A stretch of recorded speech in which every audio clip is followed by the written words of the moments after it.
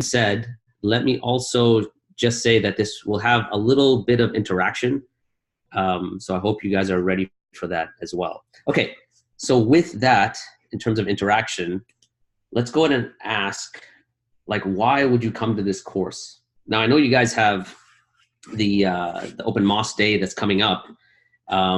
And so that's kind of the primary reason as to why you come to a training course on how to give dawah, which is pretty straightforward. But that being said, I guess I wanted to hear from, I guess, some of you.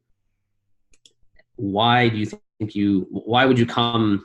Why did you come? I mean, like, is it something that you don't think you may not be prepared for the Open Dawah or Open Mosque Day, or what do you guys think? So let me, I guess, start picking on people. And then as I do, you guys can unmute your mics. You guys like, wait a minute, I didn't know he was going to call on me. So we have brother Dixie. Is it Dixie? Is that correct?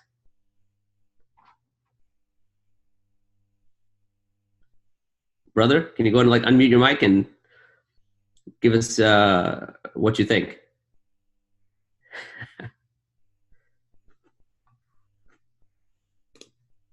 Okay, there, I went ahead and unmuted it for you. Assalamu alaikum. Can't hear you though. Walaikum assalam wa rahmatullahi wa barakatuh. There we go. Alhamdulillah. Okay, so what was the honest, like, why are you here today? I'm here today so that I can get some tips, okay, so that I can answer the questions which I can handle during the Open Mosque Day. Okay, so what kind of questions do you think you'll get? Like, give me an example of a question you think you might have a little trouble with.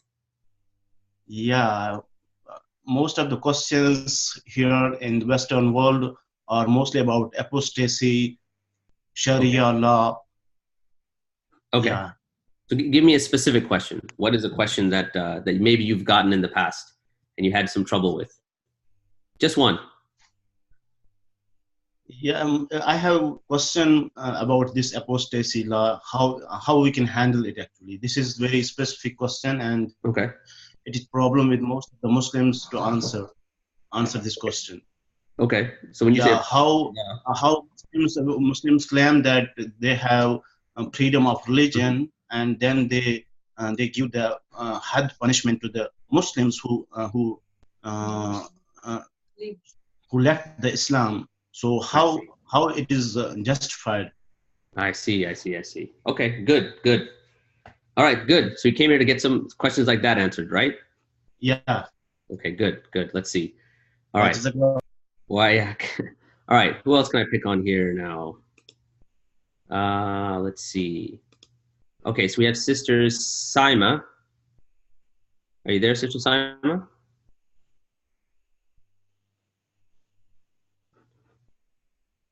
No? Okay. Sister Iram.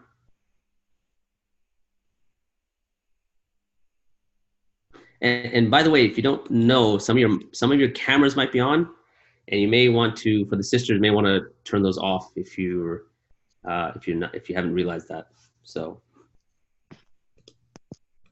okay. So Sister Saima, Sister Iram, one of you guys want to help us out here?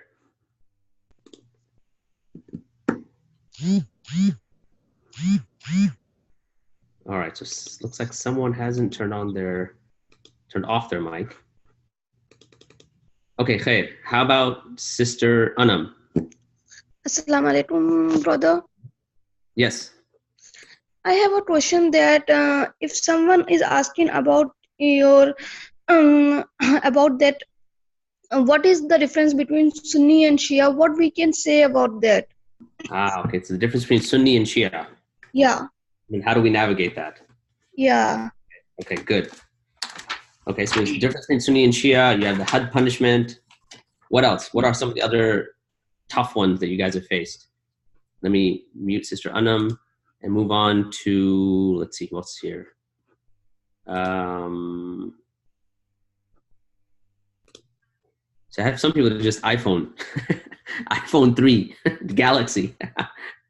All right. How about, let's see. Is it Munib? Are you there, Munib? Yes. So there's certain questions or certain reasons that you've come today? Just to add to my knowledge of how to answer some tough questions and how to deal it in a professional way, not getting angry at a non-Muslim asking questions about someone that's like the Sallallahu that you hold so close and dear to, because they don't care about it. So Sure. yeah, So give me a specific question.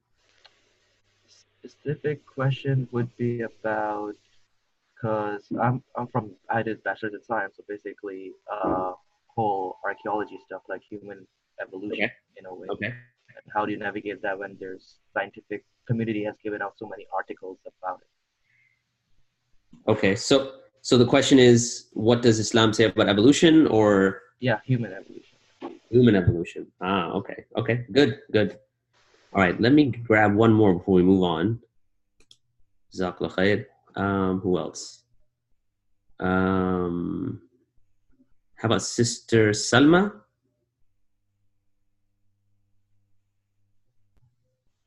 Sister Salma, are you there? Sorry about that. Sister Salma? Okay, no. All right, let me see. How about, is it Najah? Sister Najah?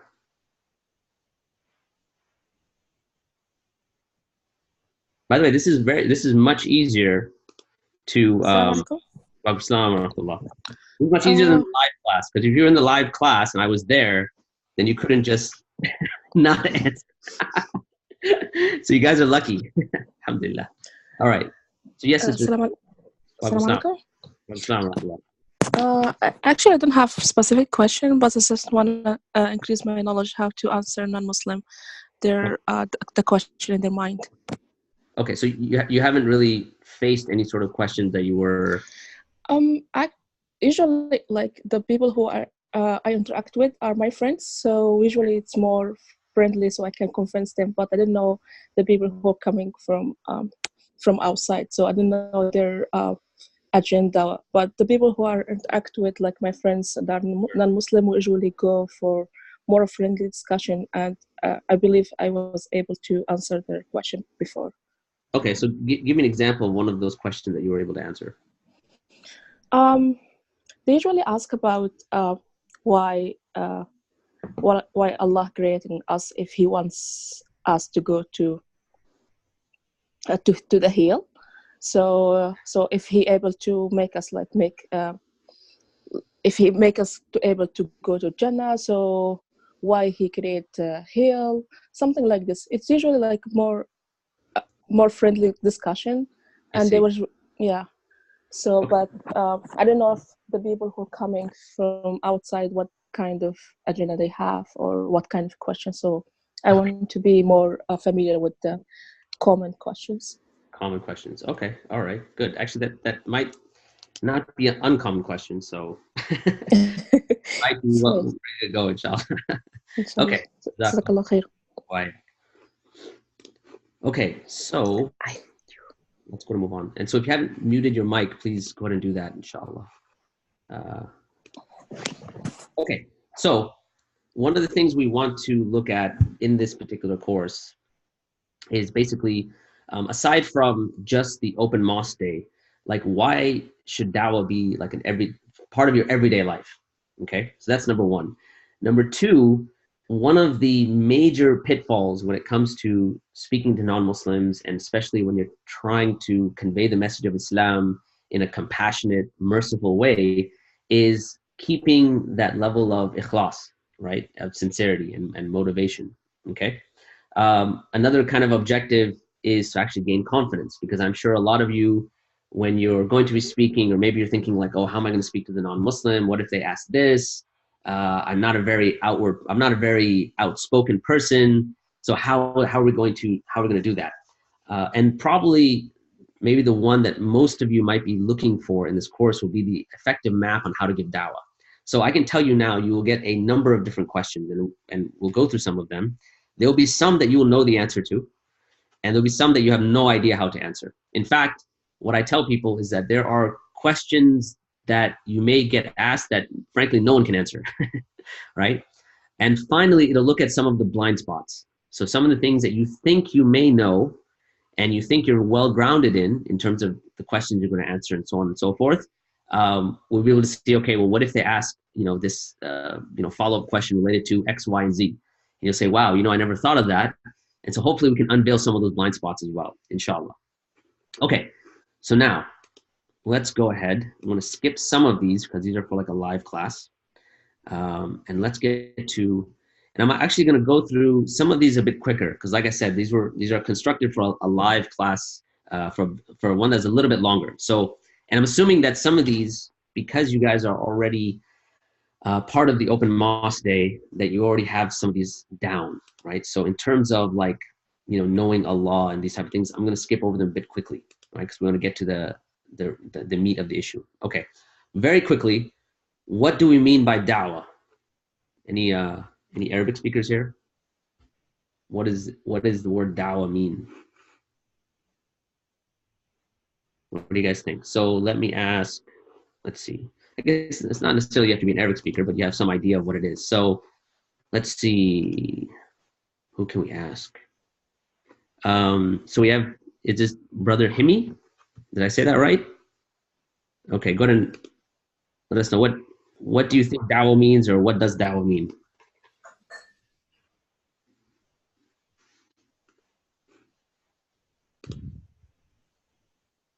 And you'll have to unmute, inshallah. Oh, there we go. Yep. Assalamu alaikum. Salam. What dawah means, to my understanding, is simply an invitation to understand. Right. That's it. Nothing more. La ikraha fi din, no compulsion. Sure. Just we're answering and explaining with the goal of understanding. Okay. Anything Good. more is more. Okay. Wonderful. That's wonderful. That's almost right on point. All right. So, like our brother mentioned, it's just basically to call and to invite. In fact, it has the significance of not just telling, but actually inviting, which is a little bit different. Like if you think about, if you're going to invite someone over for dinner, you would have a certain way that you would do that. Like you're not going to go to someone and say, let's debate six issues on this topic, and this is an invitation. Rather, when you invite someone over, you're going to do it in a way that's loving, that's caring, that's compassionate, right? So that's why, no doubt, it is to call to the truth, but probably more, kind of expounding upon that, it's to invite to the truth. And that becomes very important as people start asking you questions that may be borderline offensive, frankly. And again, I'm not, I don't know if you guys would really expect that in Canada, but at least here in Texas, sometimes people can be pretty offensive.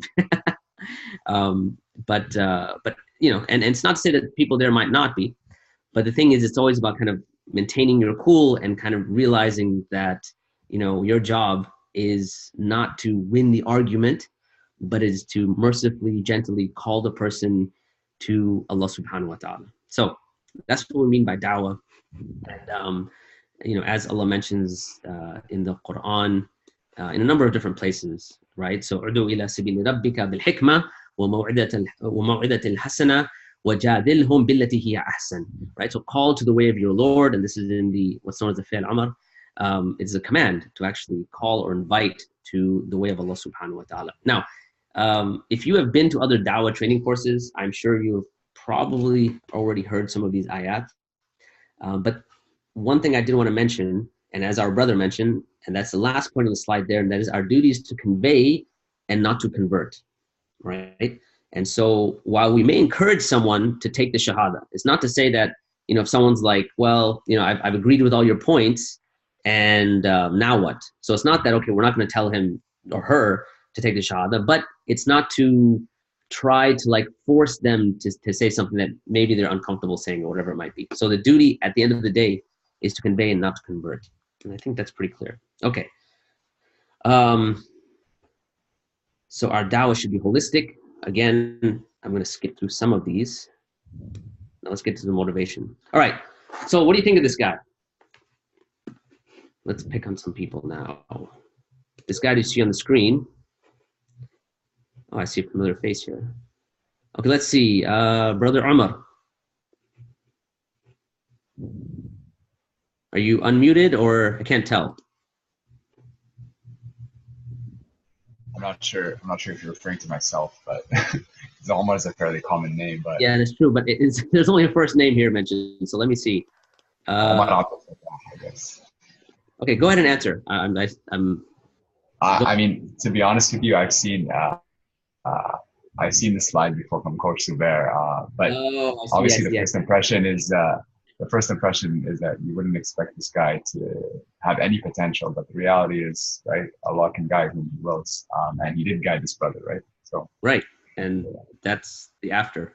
You know, Alhamdulillah. So I'll tell you guys something interesting. We were, you guys know who Sheikh Kamal al-Makki is? So he once mentioned that he was at one of these, you know, Washington D.C. They have these, they had something known as a Million Man March, and in this Million Man March, he saw this guy, probably looked a lot like the before picture here. He said he had tattoos everywhere you could possibly imagine. He said he had piercings everywhere you could possibly imagine. And he goes, not only that, he had hair like a chicken, and it was pink. So like kind of like a mohawk, and it was just pink all the way down. And on top of that, he said he was wearing white contacts. So you can imagine like what this person looks like. And he said that I looked at this person, and I looked at another nice, you know, Caucasian couple sitting there, you know, they were having coffee, the birds were singing, you know, all that stuff. He said, looked at this guy, said, man, I'm not making dawah to this shaitan. And he went over to the other couple. He said a few minutes later, the brothers were calling me over. And they said that this brother, he wants to accept Islam. And the man said that this morning, I woke up searching for the truth. So the thing is that whatever sort of impression you may have of the person that's coming to the open mosque day, or wherever you're calling to Islam, don't let what is on the outside determine whether that person deserves to know the truth or not. Because at the end of the day, no matter what the person looks like, they all have the right to know about Allah. And that's the way to think about it, right? And even when it comes to like ourselves, so I sometimes tell people, like I originally come from the Indian subcontinent. And, you know, there was a documentary a while ago on this temple in northern India. And this temple, it looked like a normal temple. People would go there and they would pay homage to various, you know, idols. But this temple also housed 15,000 rats. And there was a caretaker, and he was taking care of these rats. So you walk in, he's got rats all over him. And like the floor has like rat feces. I mean, it's very gross, right? And the people would come to worship these rats. And I started thinking, I'm like, you know, alhamdulillah for the fact that we have Islam. Because it could very well be that if Islam never came to us, that would be our state. That someone did not have, like for instance, people from the subcontinent, like, does anyone know who was the person that initially brought Islam to the subcontinent? I'm sure some of the history buffs probably know this. Any ideas? Can I answer? Yes, go ahead, Bismillah. Muhammad bin Qasim? Yes, exactly, Muhammad bin Qasim. And as you may or may not know, Muhammad ibn Qasim, his name was Muhammad ibn Qasim al-Thaqafi, and he was from Taif. And so now if you think about it, where does Taif in the history of the Sira, when you think about it, has a very interesting position, because this was the place that the Prophet ﷺ went to. He went there looking for refuge and help. And as we all know, he was brutally stoned. I mean, he was stoned so much so that the narrations say that the blood of his feet was causing the sandals to stick to his feet, sallallahu alaihi wasallam. And there he is outside, and Jibreel alayhi salam comes. And imagine the Prophet in this state, that he's just been stoned and cursed and all of these things. He's outside, and Jibreel says, I have with me the angel of the mountains. And O Muhammad sallallahu alaihi wasallam, give me one indication and I will destroy the people. And he said the people of the valley, and some scholars say that the valley included Mecca as well. Now, what was the response of the Prophet ﷺ? He said, no, perhaps there will come from them people that will worship Allah. And so what we find is that when it comes to our motivation for calling people to Islam, it has to have a degree of compassion, because that's what motivated the Prophet ﷺ. And so had it not been for, let's say, that compassion of the Prophet ﷺ, you wouldn't have had Muhammad bin Thaqafi. You wouldn't have had Islam perhaps coming into the subcontinent. And today, many of us might not be Muslim. We might, subhanAllah, and Allah saved us from that, but maybe in worshiping who knows what. So the thing is, at the end of the day, every single person has a right to know about Allah. And what it shows that when you are calling them to Islam, is it shows that you have a degree of compassion for them, that you don't want them to enter the hellfire, right? Just as the Prophet ﷺ had compassion for the people of Taif and all of us by extension. Okay, so let's move on now, inshallah. All right, so there's a lot of motivations, rewards for giving dawah. We'll mention just a few here. So giving dawah is about being a human being, like I mentioned, because a big part of that is, are you a compassionate person? Now, when we think of compassion, typically our compassion, we sometimes say it's compassionate to help someone who's hungry, which is true. It's compassionate to give someone shelter when they're homeless. Okay, true. All those things are true. But what does it say about a person that while they may be compassionate about the things of this world, is not compassionate about what's to happen after someone dies? Because I can tell you now, there are many, many, many people that are walking around that have no idea about those, what we call existential questions. Like, why am I here? Where am I going? And what is my purpose? And those things that we take for granted, many people are walking around with no idea of those answers. And the only people that have the answer to that is you and I, right? So one of the things about giving dawah, it's about being a human being. It develops empathy. And like we mentioned, it's a prophetic trait. And of course, we know that the people who give dawah are the best of people, right? The rewards are immense. Any sort of, imagine someone that takes their shahada at your hands, let's imagine, right? And all of these salah that they now pray, they get rewarded for that, inshallah, and you get rewarded for that. And let's say they have children, and then not only the salah they teach their children, that they get rewarded for, their children get rewarded for that, they get rewarded for that, and then you get rewarded for that. And then their children's children, and so on and so on and so forth. So you can imagine, and that's why one of the mufassirin, when he talked about inna atayna kal kawthar, right? Indeed, we have given you al kawthar to the Prophet ﷺ. One of the things they mentioned, because al kawthar comes from kathara, which means a lot, which means a tremendous amount, is because the first person to call people to Islam was the Prophet ﷺ. So all those deeds, aside from the river that he's getting from paradise, etc., is that he gets the reward for all the deeds that we do, right? And that's likewise for the person that calls people to Islam. So the rewards are immense. Giving dawah is self-defining. One of the things about the life that we live is that we tend to be very, very busy, right? And subhanAllah, yesterday I was in Dallas. We had to take an emergency trip to Dallas because my wife's cousin actually passed away. And he wasn't very old, frankly. And in the morning we got the call, and it was around Fajr time. He was in the hospital, and we were all thinking like, he's gonna make it. It's just a minor issue. And he got the call and said, no, he's gone. He's dead. And so literally Dallas is about 5 hours from here. We drove, or 4 or 5 hours from here. We drove there, got there just in time for the janazah. And the reality is that when it comes to this life, we have kind of deluded ourselves by thinking it's just about going to work, coming back, family, home, whatever it might be. When the reality is that we tend to lose focus of like, we're not going to be here forever.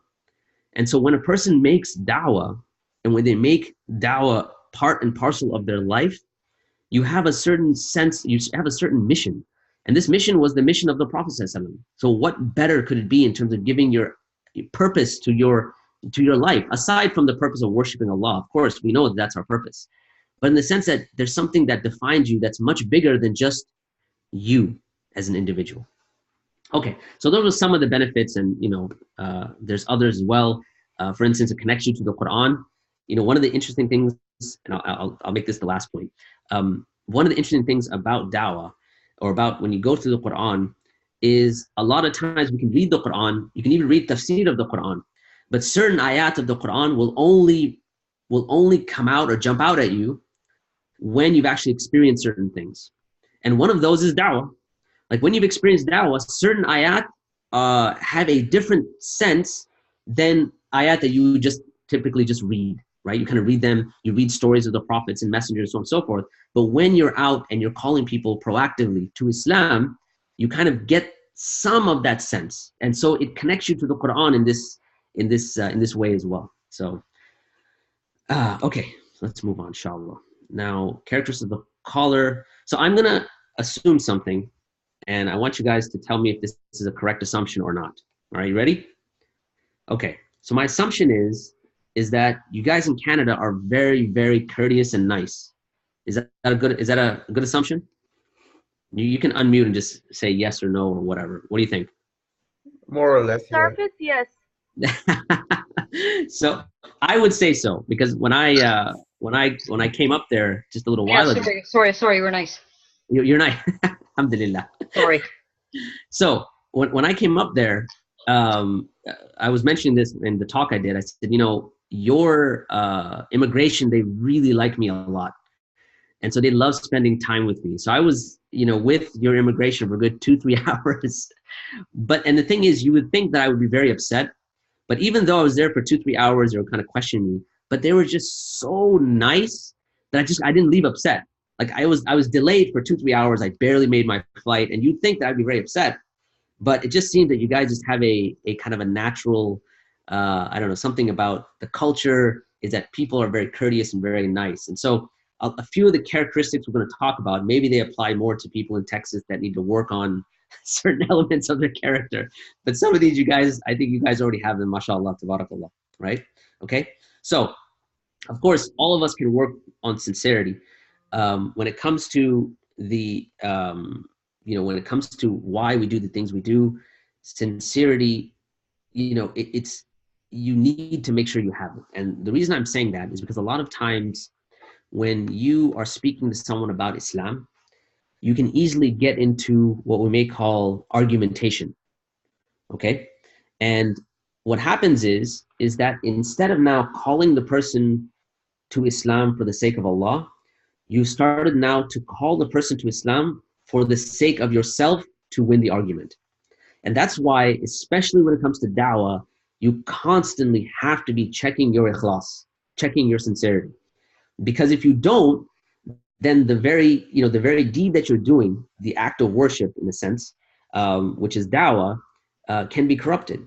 And that's why it becomes ever important to constantly checking your intention. One of the things that I always tell some of the du'at that go out, some of the people that are making da'wah, I say before you start your day, and for instance, you guys have the open mosque day coming up, before you start your day, make dua to Allah that Allah would guide someone to your hands and that He keeps you sincere. He keeps your heart sincere for the sake of Allah subhanahu wa ta'ala, right?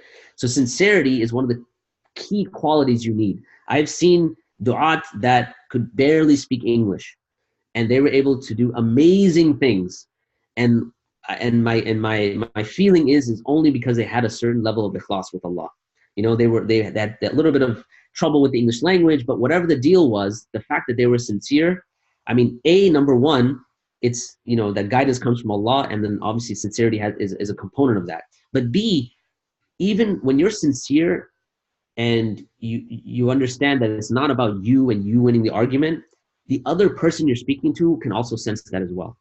And a lot of times, if it gets to winning the argument, you may lose the person, not because you don't have the stronger argument, but because of the fact that you were just in it to win the argument, right? So one of the key qualities that we have to really inculcate constantly, right? It's not just something like, oh, I've been making dawah for 20 years and I've got this. This is something that no matter how long you've been giving dawah or how many times you've done it, you constantly need to check your level of ikhlas and your level of sincerity. Okay. Stick to what you know. Now, this is an important one, and that is a lot of times we are very eager to answer questions, and therefore we may kind of give something and say something just on a whim, okay? And therefore, it then behooves us that if we don't know something, what is the appropriate answer when you don't know something? What do we say? Anyone want to give this a shot? I don't know. I don't know, exactly. Make I don't know your best friend, right? And so therefore, and there's nothing wrong with that. You can say, I don't know, and let me find out, and I can get the answer for you, or let me find out, or whatever it may be, right? So we stick to what we know, and we don't try to, get into areas that we have some amount of knowledge, etc. Okay, so stick to what you know. Now, I'm going to stop here for a second, and I'm going to take a look at the chat box because it looks like it's going berserk. Let's see here. Okay. All right, so I'm going to stop here for a second, and I want to ask you guys, I'm going to pick on someone, and we're going to do a little bit of a role play here for a second. All right, you guys ready for that? Yeah? Okay. All right, so let's imagine now that I'm going to pretend to be a non-Muslim, and my name is Fred. You guys have Freds up there? I'm sure you do, right? Okay, so I'll be Fred. And let's see, maybe I'll just go down the list. And let's say you're at your open mosque day, you're at your station, and I come to, who am I not? So is there more than one Ahmed here? I think so. All right, so I guess the first Ahmed to unmute. Okay, so Ahmed, I'm gonna pick on you right now. Can you go to unmute? Give us your salams, inshallah. Get the reward for that. Brother Ahmed? Oh, there we go. I unmuted him. Okay, salam alaikum. Brother Ahmed? You there? I heard you and you went right out. No, that was me. I think his mic may not be working. I unmuted him actually. Oh, okay. Yeah. Maybe we can pick someone else. Okay, let's go ahead and pick someone else, inshallah. So, let's see. What do we have? Trying to find someone that I haven't picked on yet. All right, so Brother Khalid, are you there? Yes, I am there. All right, Brother Khalid. Salam alaikum. Alaikum salam wa rahmatullah. Okay, so I'm going to pretend to be Fred. I'm visiting your open mosque day. And I say, and I come up to you and I say, okay, so I have a question. By the way, what's your name? My name is Khalid. Okay, well, my name is Fred. Nice to meet you. Nice to meet you. All right, so I had a question. Yes, I really like what you've done here, the posters and your mosque. It's beautiful. But I had a question. I was wondering, I noticed that a lot of the women, they wear that thing on their head. So, and what is that called? it's called hijab. A hijab. Okay. And so why do they wear that? So it's a very valid question. Thanks for asking. I think it's part of our religion is for women to wearing hijab, and actually they choose to do that based on their belief. So I think the best questions I can answer. I try to answer this question, but also, I mean, you can ask one of the sisters about that. Okay. But I think it's based on their belief in God, and that's God asked them to do that. Okay. Okay. All right. Thank you. Very good. Oh, thanks. All right. Hold on one second. Sorry.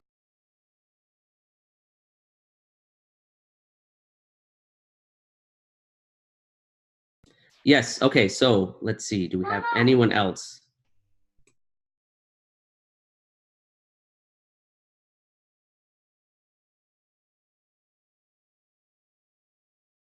Okay. So let me see who else is here.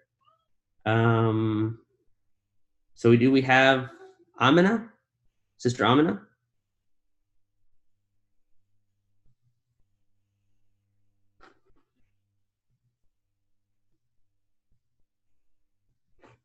Sister Amina, are you there?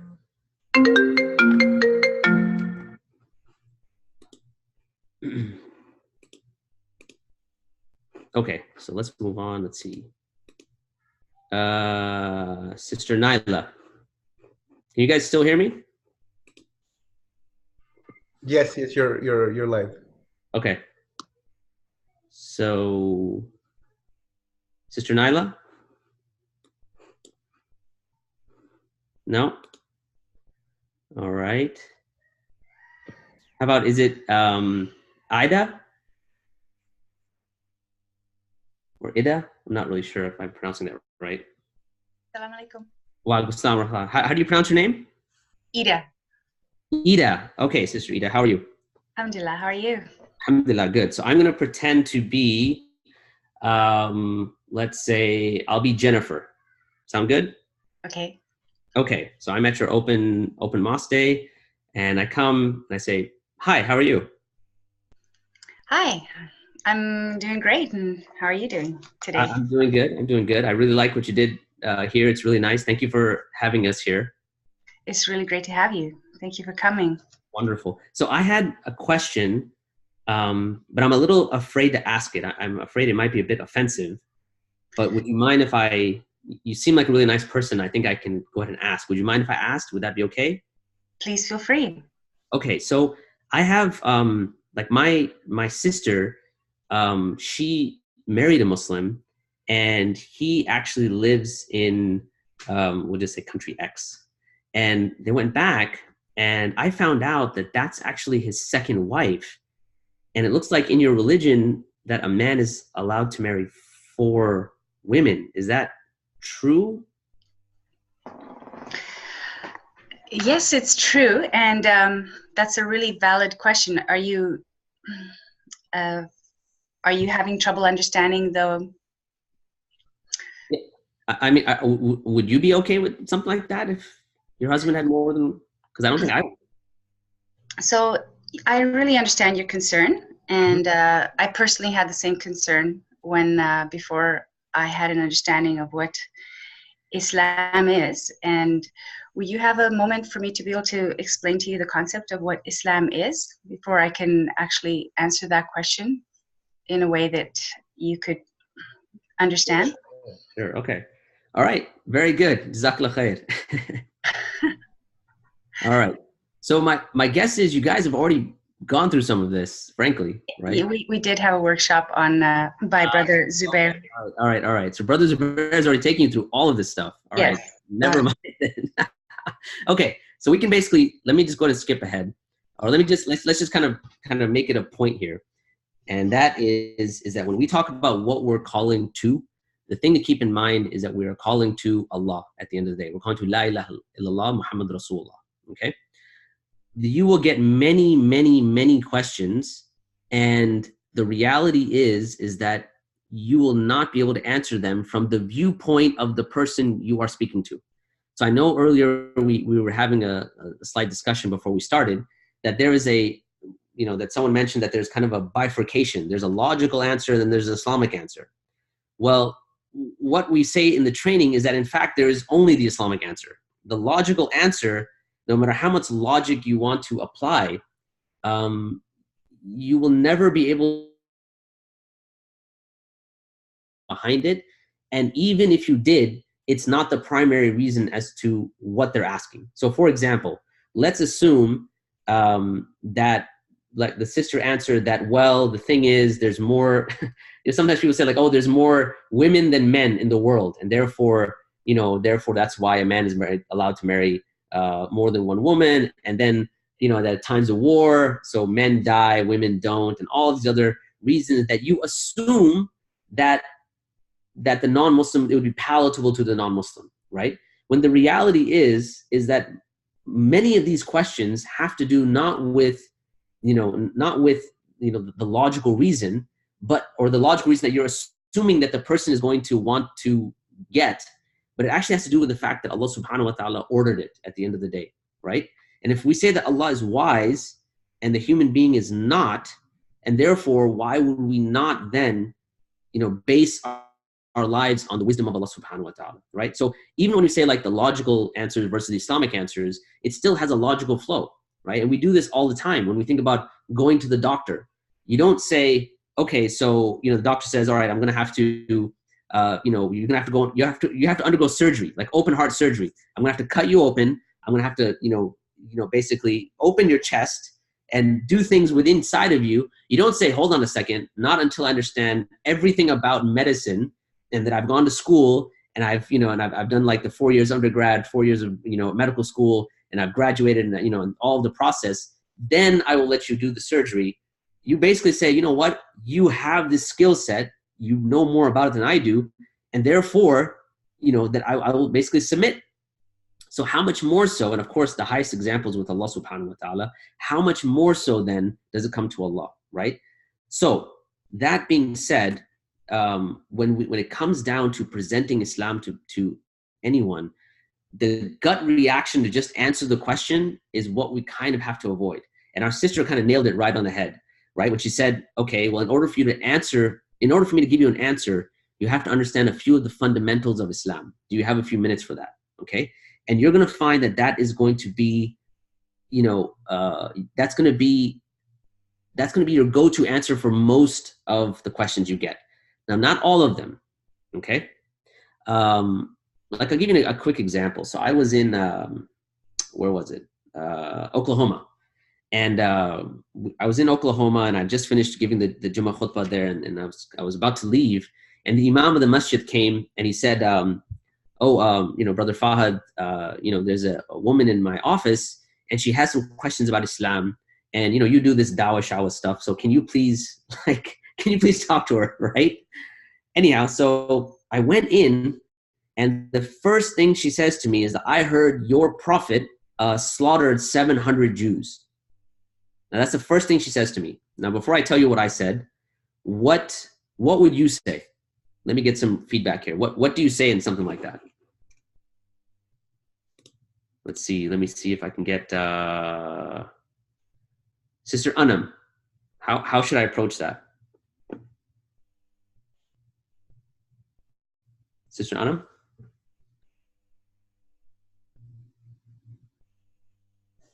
Okay. Sister Anam might be a bit. All right. How about Sister Nabila?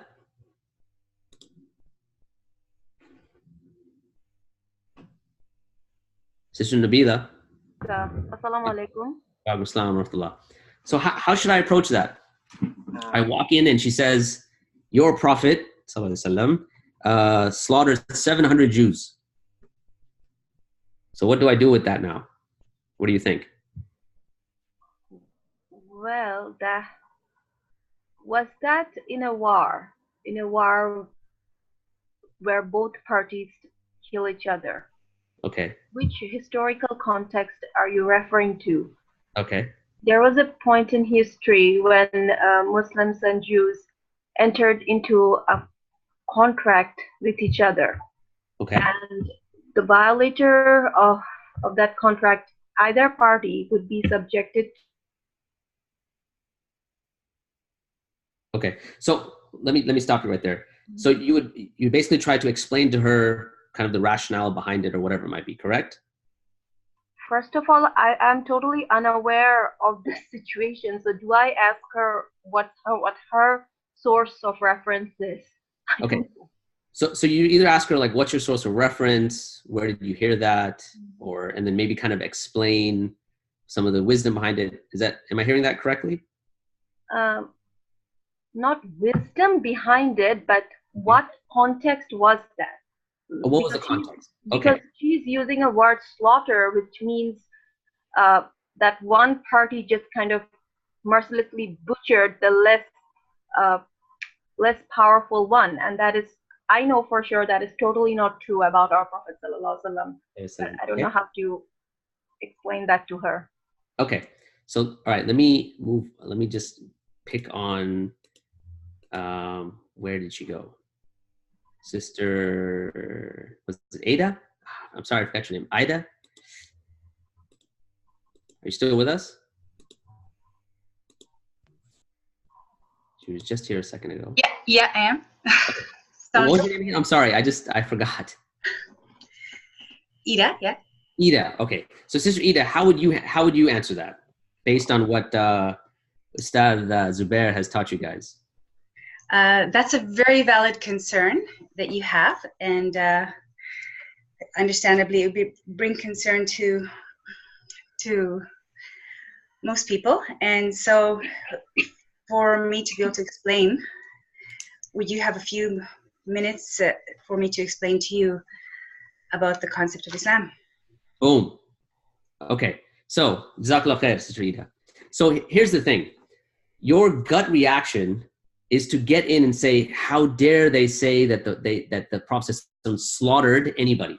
That's that's, as a Muslim, you naturally have that, right? You don't want someone to say that about the Prophet. Like, how dare they would say that about the Prophet. So what I'm going to say is, you have to get a hold on your gut reaction and kind of suppress it. Because no matter what sort of, remember what we said is, what we have to understand is that you're not responsible for answering every single question or every single doubt that they're bringing forth, okay? What you are responsible for is giving them La ilaha illallah Muhammad Rasulullah, okay? So when someone's presented with something like this, your gut reaction is to try to just, get in there and say, hold on a second, the Prophet never, you're using the word slaughter, that's unfair, and so on and so forth. That's the gut reaction. You want to try to suppress that, and as Sister Ida mentioned, okay, I can understand why that would be disconcerting, why that would be troubling to someone. If you have a few minutes, would you mind if we went over some of the fundamentals of Islam? Okay? And that is how you want to answer most of the questions. And the reason is because the question that you get, no matter how logical you are, it most likely will not serve the purpose of convincing them. And even if it does convince them, right? So sometimes I say, okay, let's say you convinced a woman that hijab, let's say, someone says, okay, well, why do women wear hijab? And they try to get into the wisdom behind it, the logic behind it. Well, it's the appropriate level of modesty, right? I mean, first of all, that opens a whole set of other issues, right? Are you saying that, like, my mom is not modest or whatever, I'm not modest? I mean, you could easily offend someone like that.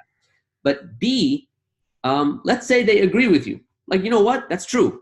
Like, women, that is the appropriate level of modesty for women, and it defines modesty. And then they die. And then they're resurrected and they're standing before Allah subhanahu wa ta'ala. And then you think they'll be like, oh Allah, hijab, this is the right level of modesty. This is what should save me from the hellfire. Or do you think that they need something more? And of course they need something more. They need La ilaha illallah Muhammad Rasulullah, right? So therefore, answering the question alone is really not necessarily going to serve the purpose. Because most likely they don't have the appropriate tools to understand the wisdom behind it. And when I say that, it's like, imagine if someone has, like, they're looking at the world through green glasses. And no matter what you can tell them, like, this particular thing, like this particular ruler, it's purple. And you're going to tell them it's purple. They're looking at the world through green glasses. It's only until you give them the glasses of Islam, they say, yes, the ruler is purple, right? And so therefore, it's very important not to go with your gut reaction, right? It's very important to kind of, to not necessarily have to answer every question, but take them down the journey of La ilaha illallah Muhammad Rasulullah. And then we're going to get to, like, how we explain that to them. But what Sister Ida mentioned is very important. I understand why that question, might be disconcerting or whatever it might be, but in order to understand the answer, you need to know a few of the fundamentals about Islam. And if you have a few minutes, we can go through them, right? And we'll go through how exactly we're supposed to do that. Okay, so back to my story. What happened to this lady? So she comes in and she says, I heard your prophet, slaughtered, whatever, 500 Jews or whatever it is. SubhanAllah, I did this, anyways, I won't mention that. But so I walked in and I said, okay, well, I can understand why that may be disconcerting, but if you have a few minutes, let's chat before we get to the question.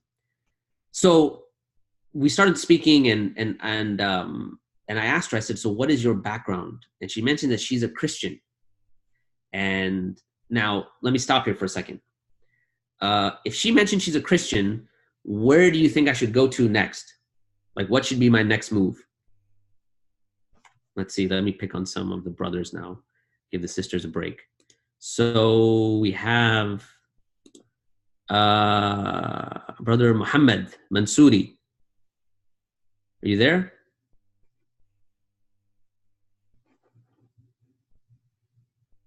It looks like he's not there. So let's see. Brother Abdurrahman Askar.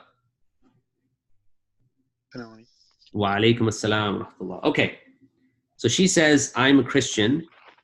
Now what do I do next? Where should I take her next? What would you do? So She believes in the existence of God. Maybe it's like false picture she has about God, but she believes in the existence of God. Okay. So yes, maybe we can take the root from the beginning a little bit, because even her belief of God being existing, that is not correct. So yeah, we can ask her like, do you believe in God? She will say yes. Yeah. So we can speak about his oneness, because she has a problem with his oneness, right? Okay, very good, very good. Yeah, and so you one route you could take is basically like, well, so now do you have a belief in the Trinity, for instance? You could kind of go down that route. Here's the thing, like I didn't actually go down that route. And in fact, I didn't even get to the Trinity per se. What I did mention to her, I said that, I did mention that, look, do you believe that, Jesus is the Son of God or whatever it might be? And she said, yes. I said, okay. And that he died for the sins of humanity. Is that your belief? She said, yeah. And then I said, okay, do you believe in original sin? And she said, well, yes, I do. I said, okay, well, in Islam, we have the exact opposite belief. We believe in something called the fitrah. And this fitrah, what it means is that every human being is born in the state of goodness. Their natural state is a state of good, not in a base state of original sin or evil. And so therefore I asked her, I said, do you give charity? She said, yes. I said, how do you feel when you give charity? She said, well, I feel really good. I said, that feeling of goodness, if your base state is evil, you shouldn't really feel good, right? Because you just gave someone money for nothing, right? For no reason, frankly. But the reason you feel good from an Islamic point of view is because God has placed within every human being something called the fitrah. And that is why when we go to the story of Adam, peace be upon him, we see that when he slipped, when he sinned, he merely asked God for forgiveness and God forgave him. And that's the nature of who God is that when we say, in the beginning of most of the surahs in the Quran, we say, Bismillah ar-Rahman ar-Rahim, in the name of God, the merciful and the mercy giving, that quality of mercy is because you simply ask God for mercy and you ask God for forgiveness and he can forgive you, okay? So then I said the whole concept of Jesus dying for your sins, that's not anywhere in the Islamic framework because we understand who God truly is, that his mercy, overshadows his anger and all of these things. Anyhow, to make a long story short, alhamdulillah, she was, by the end of our conversation, she was in tears and she took the shahada, alhamdulillah. Now, I was on the plane back home and I realized something.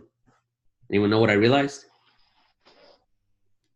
I realized I never answered her question about the first question that she asked me when we came in. But the thing is, now that she has the lenses of Islam and she goes to the books of Sira and she studies the context, what happened and what, so she'll have a different view of let's say the situation, right? As opposed to you trying to get into the logic of, well, what is the case and what happened? And then you're trying to justify all these things and you miss the entire idea of La ilaha illallah Muhammad Rasulullah. Does that make sense? You guys with me so far? Yes, 100%. Yes. Okay. All right. So that being said, that's why I'm going to skip through some of these. All right. So we kind of actually already covered some of these. All right. And so remember, I was talking about the glasses. They may be wearing red glasses. I said green. You want to give them clear glasses, which is the glasses of Islam, obviously, and for them to understand what exactly are we saying, right? Okay. Now let's enter like the approach itself, which is what we call the Gorab approach. So step number one, they come and they ask you a question. Why don't Muslims eat pork? All right. So why don't Muslims eat pork? How do we deal with that? Based on what you've learned up to this point.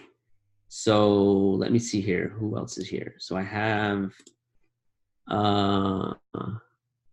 is it Brother Mamdouh?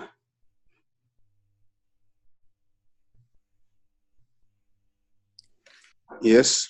Yes, Brother Mamdouh. How are you? Assalamu alaikum. Good. Wa alaikum salam wa rahmatullahi wa barakatuh. Okay, so why don't I heard you Muslims, you don't eat pork. You don't like a good bacon. So why don't you guys eat bacon, man? It tastes really good. Yeah, it's just all that going back to what Sister Aida said, because we are in her thing. Okay, so Islam. Let me stop you for a second. I'm going to be Frank, and I want you to speak as if you're speaking to Frank, right? So I said, your name is Mamdou. Nice to meet you. Yeah. So why don't you guys eat pork, man? You know, it's because in something that come to our religion that it's been forbidden to eat. So it's in our belief. So if you believe in something, so you have to follow it. And then you know, it's not in our religion that I don't know. I can just say, are you Christian? What's religion you believe in? all right. Hang on to that, inshallah. Yeah. That was good. That was good. Alhamdulillah. Okay. I showered. So let's go ahead and move to the method now. All right. So the first point is that when you're asked a question, you don't necessarily have to answer the question. Why don't you eat pork? Why do women wear hijab? It's not necessarily to jump in and start answering the question. Rather, you can say, I understand your question, but in order to understand the method or understand the answer, you need to understand a few fundamentals about Islam, right? So, by the way, if you are going to have a script, this might be the one thing you might want to script, right? How to go from the question to get to telling them about Islam and Allah and the prophets, etc. So we'll get there in just a second, inshallah. Okay, so the method that we have is what we call the GORAT method, okay? And what it does is, it is a simple, kind of straightforward approach to tell them about La ilaha illallah Muhammad Rasulullah. Because if you think about it, what do you want them to leave with? It is that what you want them to leave with. They could, I mean, forget other things related to Islam, right? If they left with like this, you know, like they pray 5 times a day, that they, you know, there's a pilgrimage. Okay, those are good things too. The core of what you want them to leave with that day is La ilaha illallah Muhammad Rasulullah. Why? Because if they were to drop dead the very next day, let's say, and they're resurrected, and Allah subhanahu wa ta'ala says, okay, well, what did you went to that masjid, what did you learn? Okay? Oh, I learned that pork is not allowed. I learned that women should wear hijab. I learned, okay, great. But what is going to save them from the hellfires if they say, I went to that mosque and they told me that there's nothing worthy of worship except you, O Allah, and that your messenger was Muhammad sallallahu alaihi wasallam, right? And so remember, that's where we're going. And this method is going to teach us kind of how to explain that in a way that's simple, that's logical, and that's straightforward, okay? So some of the benefits, it puts the foundations of Tawheed first, because that is your goal. So if you take anything away from the training today, it is to put Tawheed first. You must make sure that they leave on that day with Tawheed in their hand, if anything. So with all the questions, you want to have them leave with that. Okay. So the other benefit, it is one answer to most questions. So when someone asks a very complicated question, oh, so is genetic cloning allowed in Islam? Okay, now you're like, I don't know, maybe. I mean, you know, frankly, that may even be discussed by the ulama themselves, right? Maybe there's still discussion. The point is that it gives you a very straightforward, it's one answer to most questions. It's reasoned and logical, right? It's not that what you're giving them is outside of reason. Because like I said, the logic itself is very simple. It avoids difficult issues. So instead of going down like, well, you know, someone says, okay, well, why don't you guys eat pork? Well, because, you know, someone may give the logical answer and say, well, you know, pigs, they roll around in their own feces. And you know, and that's a dirty animal. And so why would you want to eat a dirty animal? And then the guy could retort, especially if they're from Texas, be like, man, my daddy been eating like porks and, you know, he lived to be 100 years old, you know, he's strong as an ox. You know what I'm saying? So in order to avoid all of that, you want to get to really what the core is. So it avoids difficult issues. And then of course it cuts the potential for argument, right? So this is what the method allows us to do. Okay. So what is the GORAT method? So very simply, we start with the G, which signifies God's existence. The O is the oneness, God's oneness. R for revelation. The A, by the way, we recently updated to include the afterlife. So this used to be and. So, it'd be God's existence, oneness, revelation, and prophethood. But after some reflection, we realized that, expounding upon the afterlife becomes very important, the akhirah.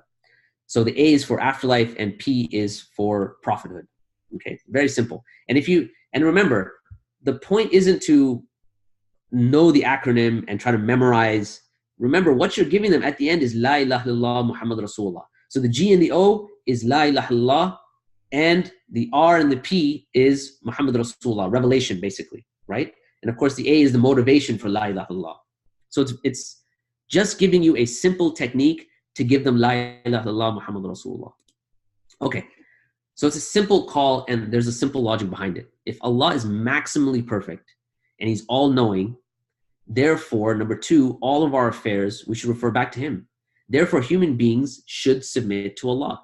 Like we gave the example about the doctor, right? That if that doctor has more knowledge in that area, then you would submit to the doctor. How much more so that if the person understands who Allah is, then all of our affairs, whether we understand the rationality behind it or not, that human being should submit to the one that knows everything, that is perfect, and that is all-knowing, that is all-wise, etc. It's really interesting.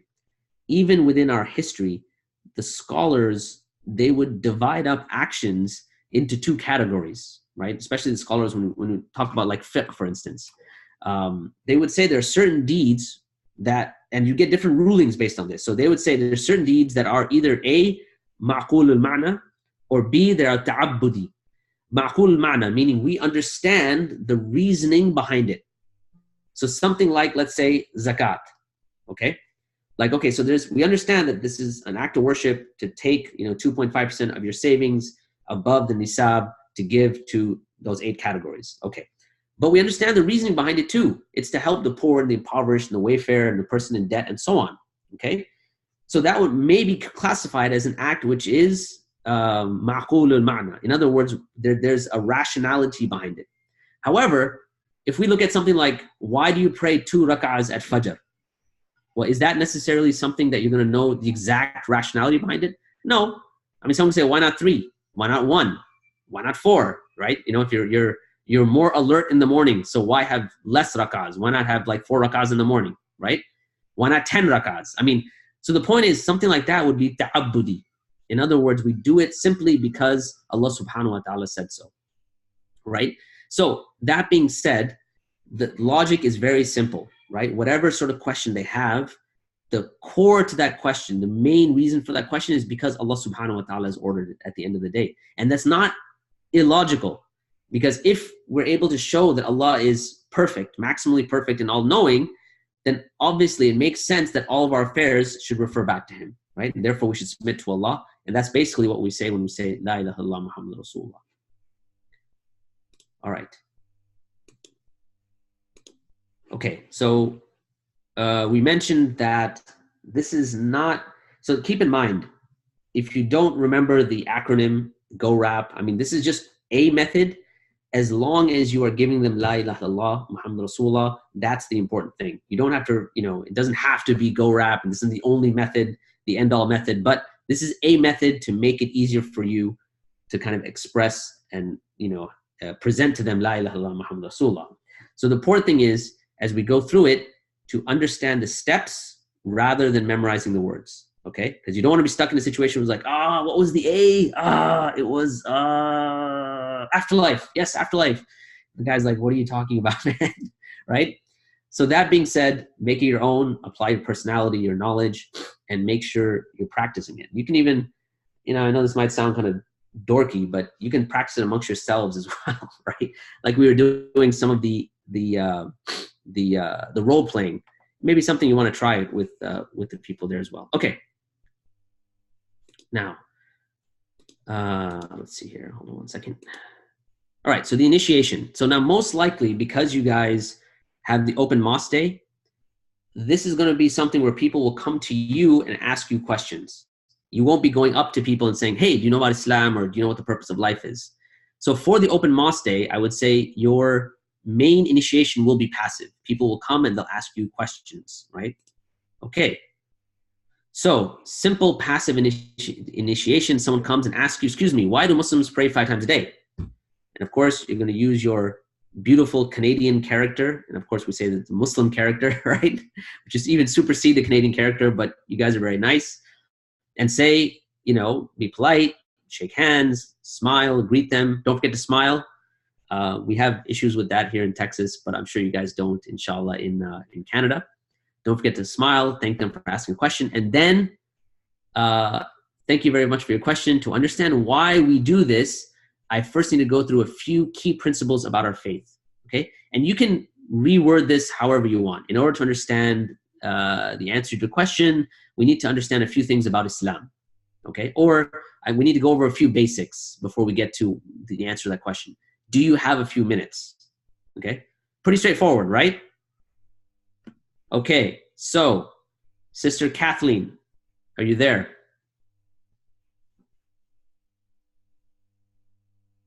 Sister Kathleen?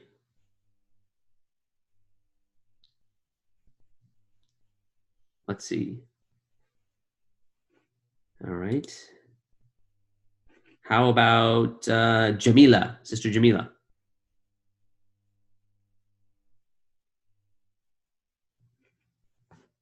Sister Jamila, are you there? Okay, I don't see Sister Jamila either, so let's try Sister Tayyiba, are you there? Assalamu alaikum. Yes, I am here. Alaikum assalam wa rahmatullah. Okay, so ready for a little practice run? Yes, please. Yes. Okay, bismillah. All right, so I am going to be Susie. Right. Your open mosque day, and I'm looking around and I say, hi, how are you? Thank you very much. I'm doing well. Oh, that's nice. I really like what you did here with your mosque, and thank you for having us. Really appreciate it. Thank you very much for coming. I appreciate that. So I had a quick question, and I was wondering, does your religion, do they allow, or is it okay to be like a homosexual in your religion? Thank you very much for asking the question, and I appreciate that you have concern regarding learning about Islam. So very nice, nice to hear from you. But as this is a very complicated question, I would like to request you that if you have few minutes, we can discuss a little bit of Islam first, so you actually know what Islam really means, and you can have a better understanding of your question. Very nice. Boom. That's Sister Tayyiba, they call that a mic drop answer, right? At least in the States, right? MashaAllah, MashaAllah. Okay, can I do another one with you? Sure. Why not?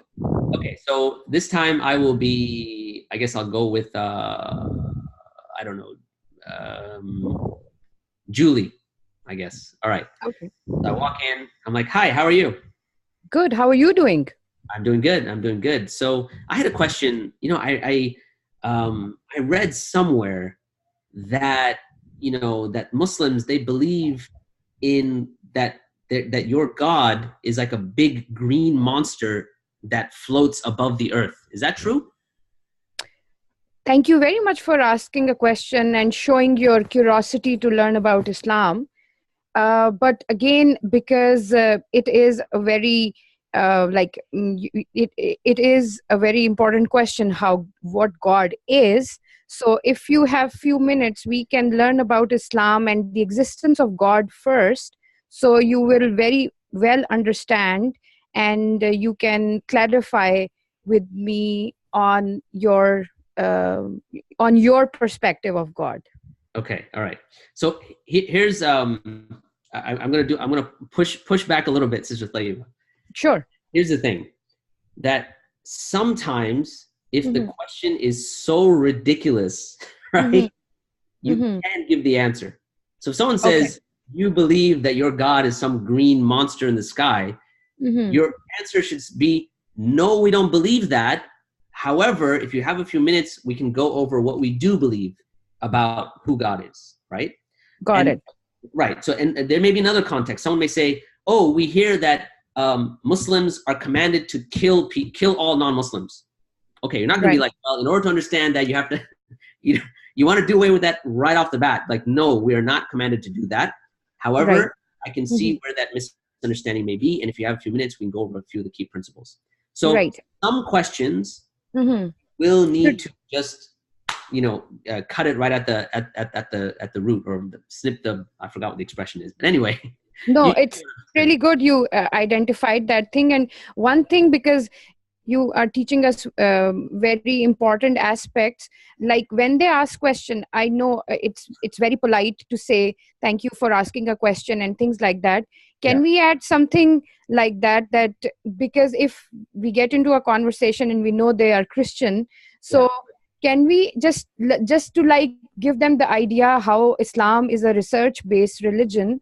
So if we just say that thank you for asking a question, and this is a legacy of Prophet Ibrahim, peace be upon him, that questioning is very important in Islam, just to let them know, because sometimes I have an impression when I talk to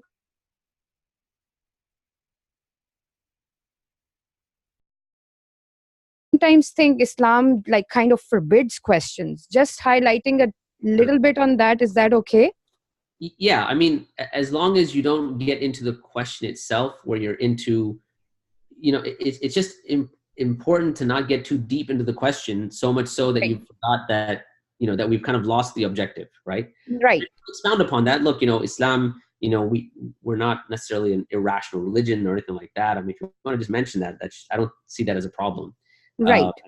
But again, I would just kind of caution, you don't want to get too deep into the question itself. And in fact, in the beginning, if you haven't done this a lot, I may even to not necessarily mention that in the beginning, right? Got it. Yeah. Experience, then you can kind of, say that and then continue on. So that would just be my advice in that area, inshallah. No, I appreciate your advice, and with experienced person like you, that's how we can learn more and get better.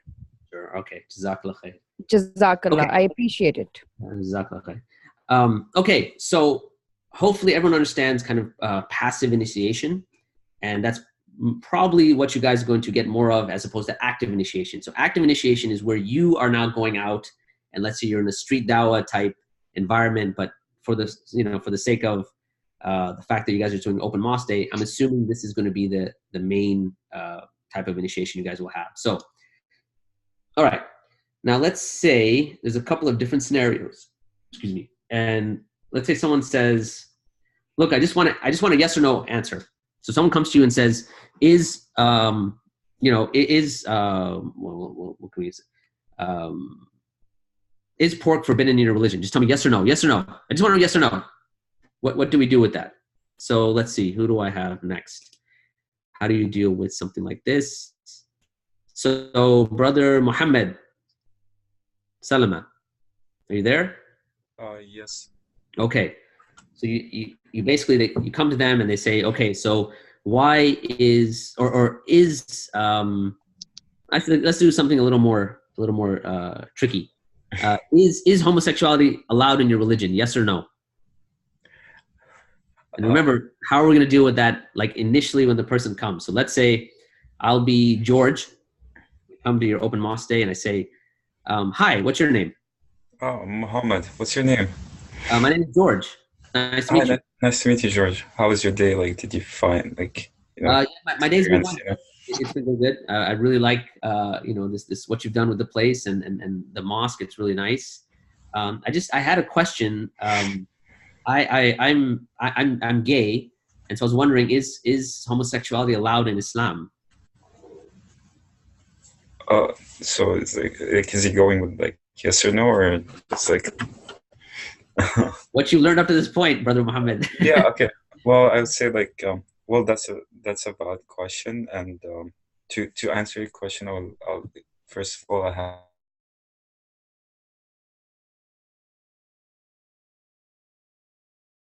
Yes or no? I just want a yes or no. That's just I have a certain lifestyle. I just tell me yes or no. That's all I want.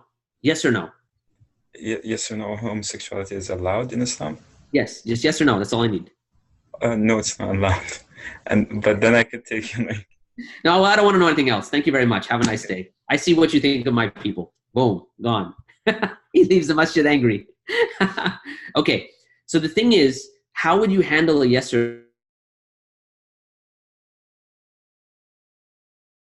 looking at it from a very specific purpose, and maybe this is kind of one of the key things, like, okay, well, if they don't allow homosexuality in the religion, therefore I don't want to hear anything more. Okay, but how you want to deal with this is to say that, look, not every question is a yes or no question, right? So let's see, who else do we have here? Serena and Ahmed. So it looks like there's a tag team here. Are you guys there? Assalamu alaikum. Serena and Ahmed? Yes, they're here, but apparently their mic doesn't work. Okay, khair, inshallah. How about Brother Asim? How's it going, Brother Asim? If you can unmute. Assalamu alaikum.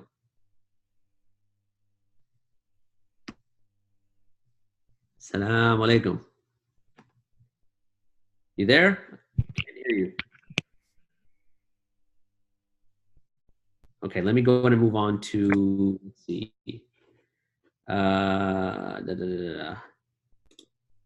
Sister Rabia, are you there?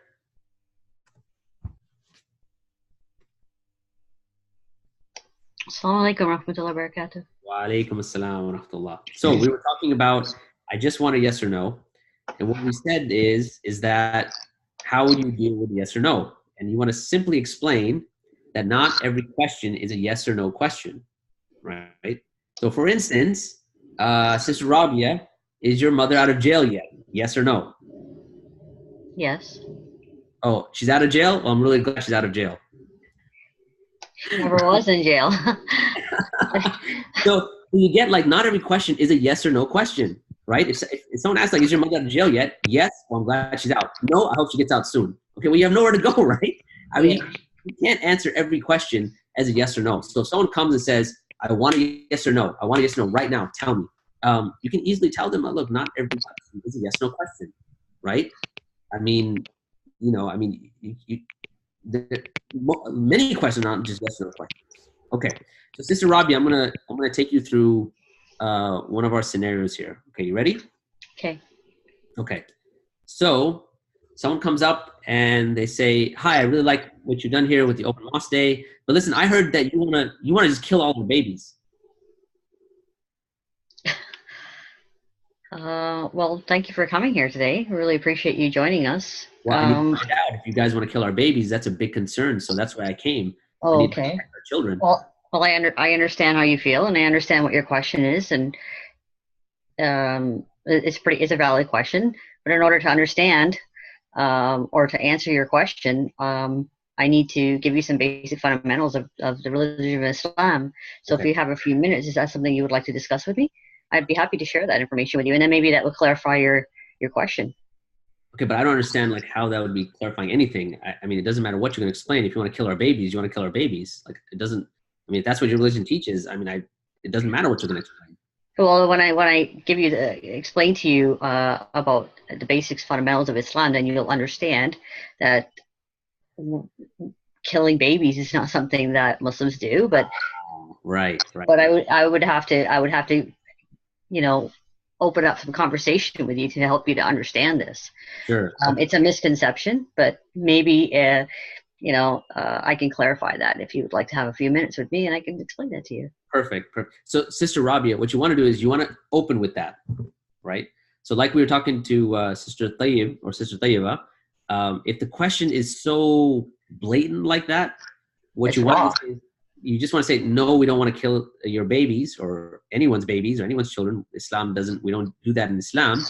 But maybe we can kind of understand a little bit more about the fundamentals about Islam, and we can have a conversation or something like that, right? Yeah.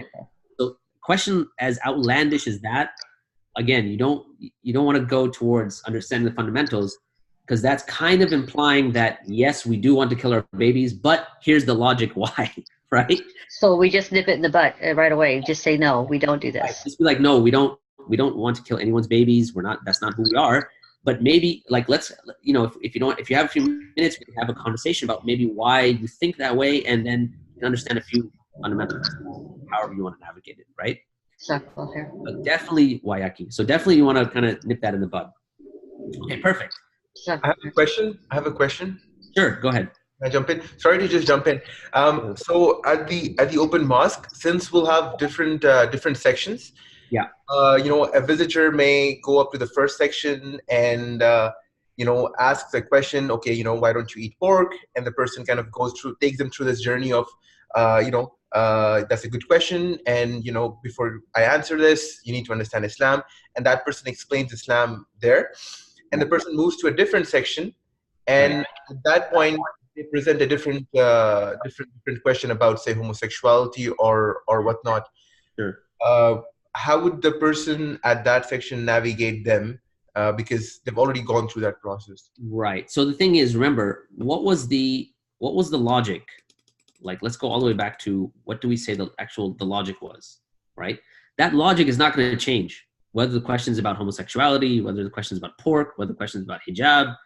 Say, like, you know, I mean, you can basically say, okay, the person that you just visited, did they kind of take you through some of the fundamentals, right?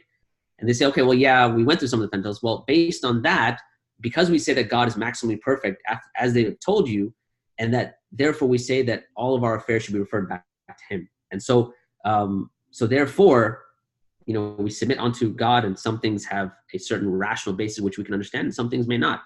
And that's it, right? Especially if they've already gone through the entire process. Because then the idea of Allah being perfect and all-knowing would be pretty solid, inshallah. Yeah, that makes sense. So just validate their existing knowledge and then just build upon it. Yeah, exactly. Just be like, look, the whole thing is that if Allah is maximally perfect, if God is maximally perfect and all-knowing, right? If that is true, then we basically submit. And some things will be against our desires, some things we'll understand, and some things we won't understand, right? But however, at the end of the day, we have to understand that our, you know, that our goal or purpose in this life is to submit onto God. And therefore, you know, when you question about pork, you know, the primary reason why we don't eat pork is because God has forbidden it, right? And maybe there's some reasoning behind it. The primary reason why we say that homosexuality is forbidden is because God has forbidden it, right? Now, there may be reasons we may understand, may not understand, we may want to justify it, but at the end of the day, if God has created everything and he's all-knowing and he knows the human being better than they know themselves, which is what we believe, and he created you and gave you everything that you have, so then therefore we submit to him, whether we completely understand the logic or not. Does that make sense?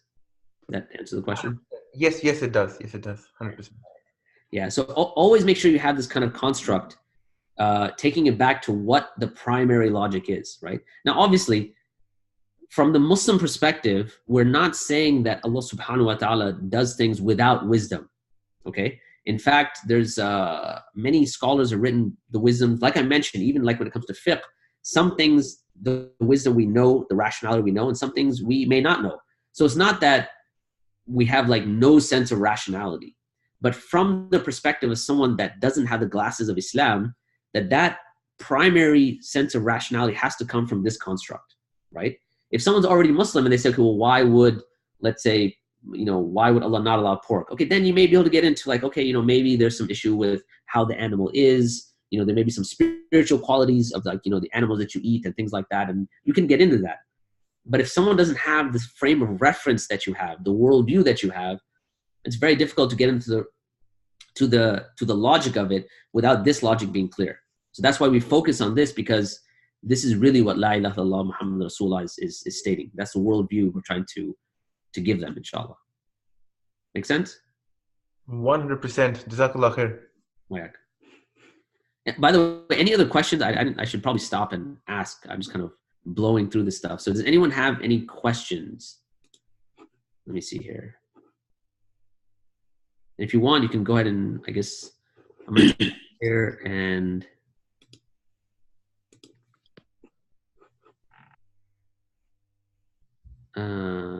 okay, so we've got people answering other questions. Okay, good. I think Sister Rabia has a question.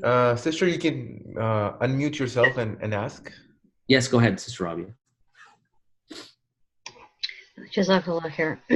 My question pretty much, and it's the one question that I get asked the most, and it's the toughest question, and it's how do you deal with explaining or defending Hawkins' theory or scientific questions about about God's existence? That is one of the toughest questions I have. Mm-hmm. And there's so much scientific data surrounding it, and Hawkins has made such a big he's got such a big theory out there that people generally are very convinced that there is not a God, and so there's no getting around it. It's a hard one to kick. Okay, so give me an example of something like specific. Okay, because I'm going to try to tell. So I'm going to try to explain somebody. They're going to come and they're going to ask me. So, for example, let's take the scenario. You said, "Oh, well, I heard you guys kill babies, right?" So I would say, well, like you said, nip it in the bud and say, no, we don't kill babies. That's not what our religion represents. But if you have some time, I can give you some information and we can discuss what Islam, the fundamentals are. They really don't want to know what the fundamentals are because already they don't believe in God. They don't believe in the existence or organized. They think organized religion. It's based upon the fundamental of God. And you know, frankly, that's the first place we actually go to anyway. Yeah. When we go to the Go Rap, the first thing is like God's existence. Yeah. So you may be actually going to where they want to go anyway, right? Which we're going to get to in a minute here, inshallah. So can I ask you to hold on to that question until we get to the God's existence section? Certainly. Okay. Yeah, inshallah. So and if it's not answered, then just make sure you answer. You make sure you like kind of message me or like just kind of raise your hand and say, hey, it still wasn't clear or whatever it might be. But yeah. Okay. Yeah, I think we can these sort of questions that people have, maybe we can leave it towards the end part and maybe go through the Go Rap, how to explain God's existence, prophethood. Yeah. Inshallah. Okay, so let's go ahead and move on, inshallah. So we talked about passive initiation, about how to kind of deal with some questions, some difficult scenarios. I just want a yes or no. I heard you want to kill our babies. How do you know God exists? And in fact, this is exactly where you want to take them anyway. So that one's pretty straightforward. In fact, maybe Sister Rabia was like looking at the slides earlier. No, I'm kidding. Okay, so passive initiation, we got that. We did a little bit of practice. Now, before we get to the Go Rap, one important thing that you want to do, as you say, okay, let's say they say, yes, I have a few minutes, and now the discussion is going to start. So now what do you do? First step, and generally I think this is very, very beneficial, is that you get them to agree that we're going to use common sense. Why? Like if you say, okay, so before we start, let us agree that in this conversation we want to use our common sense. We're going to use our rationale or common sense. Okay, so why would you want them to agree to that? Anyone want to take a crack at that? Or should I just pick on people here? So let's see.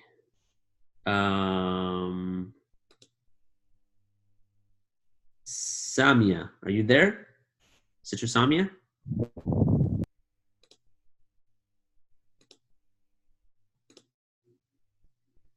No? Okay, how about Brother Yusuf? Yusuf? Hey, good. There we go. Can you hear me? Yes, I can hear you. Okay, so why would... Yeah, sorry. Yeah, go ahead. No, I was just going to say, so, we said that before we get right into the Go Rap, you say, look, before we talk about those fundamentals, let's agree that we're going to use our common sense, right? So this is kind of the first step. So I'm asking, why would we want to do that? What do you think our rationale as coming from the Dawah perspective, why do we want them to agree we're going to use common sense? I would believe that we'd be on the same page. They would be able to relate to us or even relate to the conversation more if they feel that they're using their common sense, or I think they'd be more receptive. Okay. All right, good. So here's the thing. One of the key areas that the reason why we get this common sense agreement is because, number one, it establishes some ground rules. Okay. And this comes very handy, especially when you start speaking to Christians. because if you have this agreement and then later on when they say, wait a second, like it's just belief or it's just, you know, it's just a mystery or whatever it might be, then you can say, hold on a second, but we kind of agreed that we're going to use common sense, right? In fact, even with like, let's say if there's atheists that you're going to be speaking about, even they will have certain things that will kind of move outside the realm of common sense as well. So number one, it establishes ground rules so that you can move forward. And then it gives you a method that we can agree on, right? We have to have some way that we can have a conversation with both of us are on the same page, like Brother Yusuf mentioned, right? So the reason we get common sense agreement even before we get to explaining what Islam is because then it establishes kind of this common ground where we say, okay, like both you and I, we're going to have this conversation, but we agree that common sense is the way forward, okay? And sometimes, you know, we'll sometimes like give an example, like if someone showed up at your door, this is Abdurrahim Green, Sheikh Abdurrahim Green's booklet is based upon this. Someone shows up at your door and he rings the doorbell and he's just wearing red underwear. Okay, in the UK they call them underpants. Anyhow, so he's wearing red underwear and he says, I'm here to fix your air conditioning. Would you let him in? And you know, most people would be like, no, I would not let him in. Why? Well, because you use your common sense to say, A, like a person coming to fix your air conditioning is going to be wearing a uniform. Well, first of all, he's probably going to be wearing clothes, especially if he's in Canada, right? So he's going to be wearing clothes and he's going to have some sort of a uniform. He's going to have a truck. He's going to have some tools. So you're going to use the common sense to come to the conclusion that you should not answer the door, right? And then you can give your own example, other kind of ways that we understand that, okay, these are something we need to have in common. Let's use common sense, okay? So that's our first step. All right. Now the second thing, again, before we get to the go wrap, is when we think about like the goal of where we're going, we have to understand that our primary goal is to give them La ilaha illallah Muhammad Rasulullah. But in order to get there, we have to understand that notion of Allah's existence and Allah being worthy of worship is already in the human being. So our goal isn't to convince them of that per se. Our goal is to take what is already there and to bring it to the fore, right? And what it is what we say, we're talking about awakening the fitrah, okay? And that is what we mean when we say that, look, our ultimate aim is not just rational arguments, right? Especially when it comes to the existence of God. It's not, the arguments are a means and not an end, right? The end goal is that truth that's already inside of every human being, that's going to be awakened. And that's what we're trying to do, okay?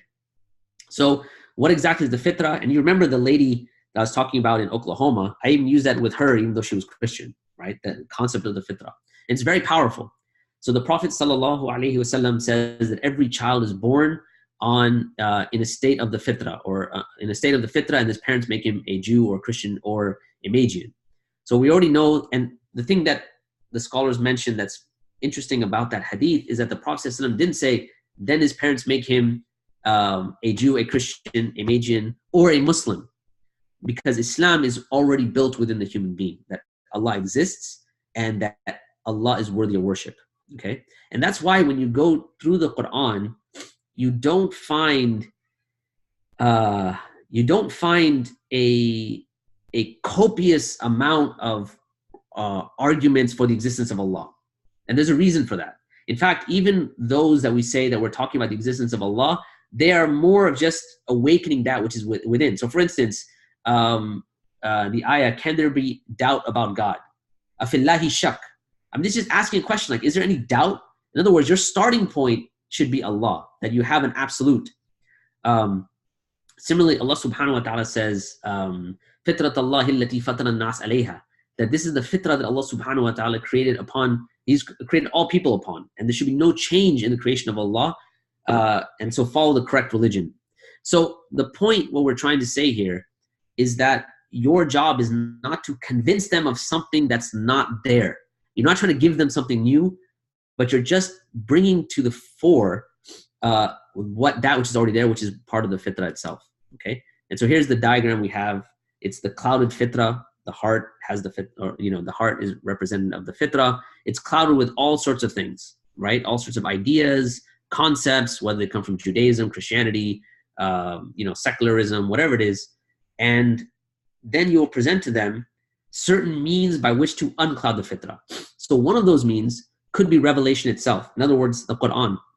I mean, you'll be surprised that sometimes people will just open a translation of the Quran and that will be enough for them. Like there will be no like rational arguments presented, but they're just, because of the power of the Quran itself, that will be enough to clear their fitrah. Similarly, experiences.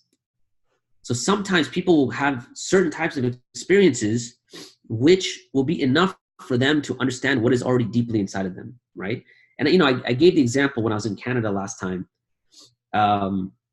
about, like if you think about your own experiences, like I'm sure many of you have been on like Hajj or Umrah, and there's certain, like if you think about, for those of you who have been on Hajj or Umrah, like I want you to imagine when you first saw the Kaaba, like what did you feel? Like how did you feel? And the thing is, I remember when I went with my wife and we entered in, it was early morning time when we arrived. We arrived in Jeddah, we drove, we got to Mecca, and it was early morning time. And when the first time I saw the Kaaba, it was just overwhelming. And then I looked at my wife and she had like tears in her eyes.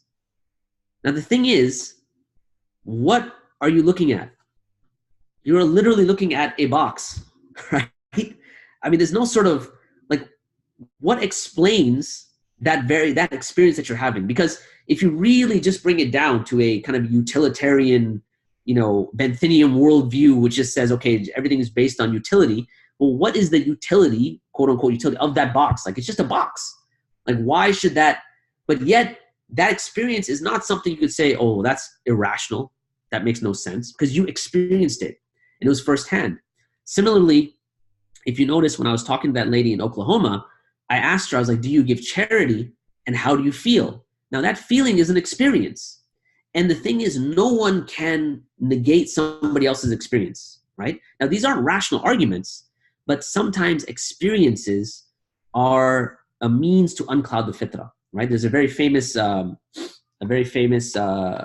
experiment that was done by, I think it was Frank Jackson in 1982, called Mary's Room. And basically the thought experiment was as follows, that Mary is a neuroscientist. She's in a black and white room, and she's been studying color for her entire existence in this room. So she's a neuroscientist studying the phenomena of color, and she's an expert in color. And so she knows all about, the various colors, what sort of impact they have on visual perception, what areas of the brain that would light up once certain colors are seen, and kind of the neurological networks. However, she's been in this black and white room for her entire existence. Her screen is black and white. All of her books are black and white. Everything is black and white. Now, one day, her screen malfunctions, and all of a sudden, a red apple shows up in color. So has she actually gained anything more now? And you'd have to say that, yes, there's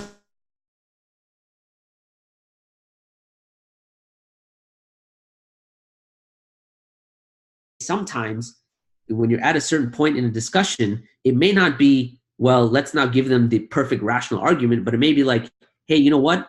Why don't we go and check out the call to prayer? And you guys are going to be at the open mosque day. And so, certain things that you want people to experience will be things like the salah itself, the call to prayer, the Quran, and all those type of things. So experiences is another way that we can uncloud the fitrah. Of course, the one we're working on right now is rational arguments. That's another way. Again, keep in mind, it's a means and not an end. Okay. And then finally, there's like reflection and introspection. One of the other things that I'll mention related to reflection and introspection is that when, and this, you might experience this during your open mosque day, when you see someone that may be, let's say, interested in Islam, one of the things is we have this idea that we're going to go and we're going to now, kind of see what's going on, right? Now, what do I mean by this? So I was at Texas A&M University. It's a university here that's in a place called College Station. And I was there with their MSA. And we went through all this, the whole Go Rap and everything.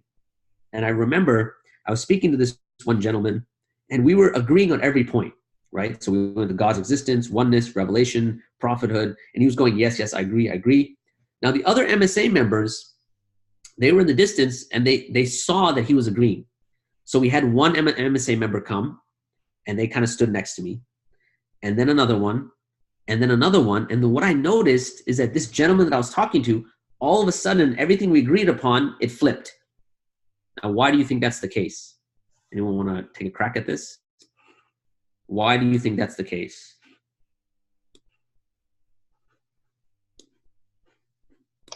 They felt pressure. Pressure, okay. Maybe it's pressure. That's a good one. What I would propose is that I think the person's ego kicked in. And the thing is that when you're in a conversation with a one-on-one conversation, or if you're thinking about something alone, ego doesn't play a part, right? If you're just thinking about things on your own, or you're just having, let's say, a conversation with one person, then things are, less chances of the ego kicking in, okay? Like you're not gonna be in a room thinking about things and saying, oh, the plant, it's there. Well, I have an ego, right? It's just doesn't work like that. Like, so my point is that, and so what happened was that these members came, he changed his position. And really, when you think about why someone would not accept Islam, one of the main reasons, if not the main reason, has to do with ego. And you think about, the figures within our history who have not accepted Islam, right from the very beginning. Like you think about Shaitan, what was his main issue? It was ego, right? Think about Abu Jahl. Abu Jahl, they asked him, they said, this man, Muhammad, sallallahu alaihi wasallam, like, he's a prophet and all of these things. Like, why don't you accept him? Do you not think he's a prophet? He goes, no, he's a prophet. But, now notice, he says he's a prophet, but he says, but what? But we are from Banu Makhzum, he is from Banu Hashim. Why? Because they had this rivalry between their two tribes. And they said, now they have a prophet and we don't, we will never accept that.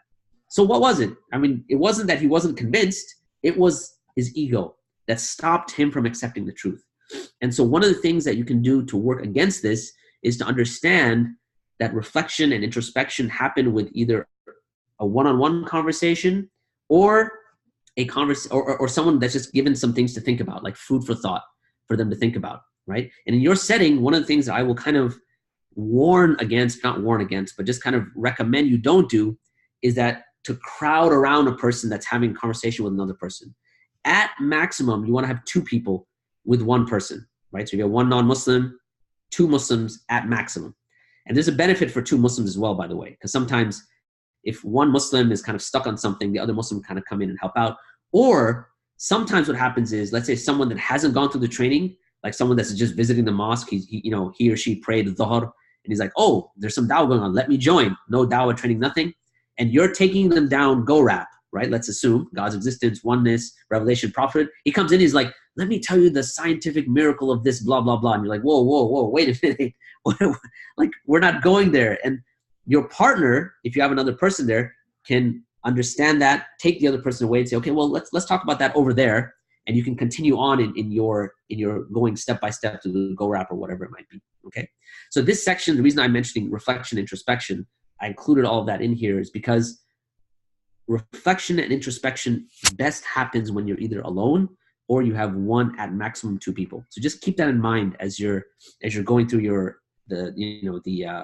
I keep wanting to say Dawah Day, but we'll say Open Mosque Day, inshallah. Okay. Let's see. And by the way, even when you go to the Quran, for instance, it's very interesting. Allah subhanahu wa ta'ala mentions, قُلْ أَعِذُكُمْ بِوَاحِدٍ. Say, I urge you to do one thing. أَن تَقُومُوا لِلَّهِ. That you stand for Allah. مَثْنَا وَفُرَادًا. As twos or as ones.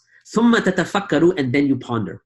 So even you look at the Quran, it's even Allah subhanahu wa ta'ala is telling you okay, I urge you to do one thing. You stand, you ponder, and you do it in twos or as ones, right? So you can say Quranic dalil if you're looking for that, inshallah. All right. So then you get a clear fitra. MashaAllah, I love the graphic. Okay, so we have that. Now let's move on to God's existence. That's our first point. Now, let me stop here for a second. Does anyone have any questions up to this point before we get into the meat of the presentation? Not a question, but just a comment. Sure. Most people were. That is Adnan. Yes, okay. that is. I'm sorry. I should probably announce myself. Yeah, no, it's all good. But most people were expecting that we'll finish by 11:30. We won't. We can go over longer as well. Okay. Yeah, just kind of wanted to let everyone know that we will be going longer. If anyone has to leave for whatever reason, that should be fine. I am recording the session. We will provide recording, and then Brother Fahad will be sharing extra links as well. But if you can stick around, that would be great. I'm sure it'll benefit everyone. So I thought we were going till 2:30 my time. Is that incorrect? Like 11:30 to, so it was 9:30 to 11:30, 2 hours for us. Oh, okay. So I think I misread that because I thought I had another hour. Oh man. That's okay. We can keep going. We can keep going till 12:15, 12:30. That's fine. So we can go for another 45-ish minutes. Okay, that's fine. I'll try to cover some of these things a little quicker. And no, we can go 45 minutes more. Yeah, for sure. Okay. We can go longer as well. I mean, I have no issues going longer. Whoever wishes to stay can stay. That's totally fine. Sure. Okay, let me just go ahead and do that then. Okay, so let's go ahead and start. Bismillah. With the first one, that's God's existence. So the first thing after you've gone through the common sense agreement, like if you have a few minutes, a few fundamentals about Islam, common sense agreement. Now, okay, so do you believe in a creator? Now there's one or two answers. Most likely to say either yes, no, or maybe. Okay. Now the thing that you want to do is you say, look, I believe in a creator, and the reason I believe in a creator is, and then we're going to go through what that is. And then you always want to get an agreement. So you see that last box there? Do you understand why I believe in a creator and what do you think about that, right? Before you move on to the oneness, whatever it might be, okay? And this is kind of a key in all of the points we're going to be making. The Go wrap is on the G, the O, the R, and the P, maybe not the A, but all of these are going to be, you want to have an agreement before you move on, right? Because one kind of builds upon the other, more or less. Okay, so do you believe in a creator? Yes, no, maybe. If they say yes, you could probably be like, that's good because I believe in the creator as well and what we believe. And then you can kind of expound upon, well, we believe that the creator created everything, that he knows everything. And then we'll get into kind of some of those names and attributes of Allah moving forward. But even if they say, yes, I believe in the creator, you do want to still tell them what you believe in terms of what you think of when you think of God or creator, okay? And then you want to get some sort of agreement on that. So let's see here. Okay, so someone is asking, just to clarify, someone is recording the whole talk. So I believe they are recording the whole talk, inshallah. Okay, so make sure you get the agreement. Now, let's start off with God's existence. And there's two ways that you can kind of go about this. First, you can go about it in a very, I don't want to say simple way, but simple reasoning in this regard. And that simple reasoning is just that imagine now that you walked into the desert and you found this iPhone just there in the middle of the desert. What would you assume? Now, one of the assumptions is that someone put that iPhone together and that iPhone is there, okay? And after someone had actually put it together via like an intention and so on and so forth. Or that over millions and millions and millions of years, because you have all of the components that are necessary for the iPhone, right? The sand, which eventually can be, come up with, the glass, which would constitute the glass, which, you break up the sand, eventually over time, you can make glass out of that, the circuitry and all of that all of this just came together by itself over a process of millions and millions of years. Which one do you think makes more sense? That there was an intentional putting together of this iPhone that you found in the middle of the desert, or that it just happened, okay? So that's kind of one area that you say, okay, well, most rational people would say, well, no, it would be that there was something that constructed or put the iPhone together, okay? So that's one area. The second thing, we actually look at the argument from the Quran itself. And Allah subhanahu wa ta'ala says in the Quran, أَمْ خُلِقُوا مِنْ غَيْرِ شَيْءٍ أَمْ هُمُ الْخَالِقُونَ أَمْ خَلَقَ السَّمَاوَاتِ وَالْأَرْضِ بَلْ لَا يُوقِنُونَ. So were they created by nothing, or were they themselves the creator of themselves, or did they create the heavens and the earth? Rather, they are not certain. Okay. Now, what this is, this argument that Allah subhanahu wa ta'ala is giving us can be placed in a deductive fashion. And what we mean by that is that we are basically given a few options in terms of how things came about, how the human being came about, how all of creation came about. Okay. And when I say deductive argument, let me just expound upon that. When we say deductive argument, we're saying that you're generally going to have a few premises which lead to a conclusion. So for instance, if I said premise A, all presidents of the United States were men. Premise B, Donald Trump, unfortunately, is the president of the United States. Conclusion, therefore, Donald Trump is a man.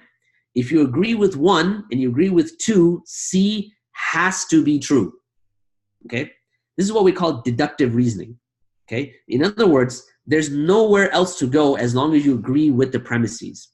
And what the argument we're presenting right now is that there are premises that we're putting forth, and we're going to go through each one to see if we agree or disagree to lead to one conclusion, and there's no other conclusion that can be reached. Okay? So what are some of those premises? Like either that everything that exists was created from nothing, or it created itself, or it was created by something else that was created, or it was created by something that was uncreated. Okay? Now, these are the only four options you have. There's no fifth option. And you can think about it as long as you want, you know, like after this webinar, you can kind of reflect upon it. These are the only four options. These are the options that are basically given in the ayah itself. Am khuliqu min ghayri shay. Were they created from nothing? Am humul khaliqun. Are they themselves a creator? Right?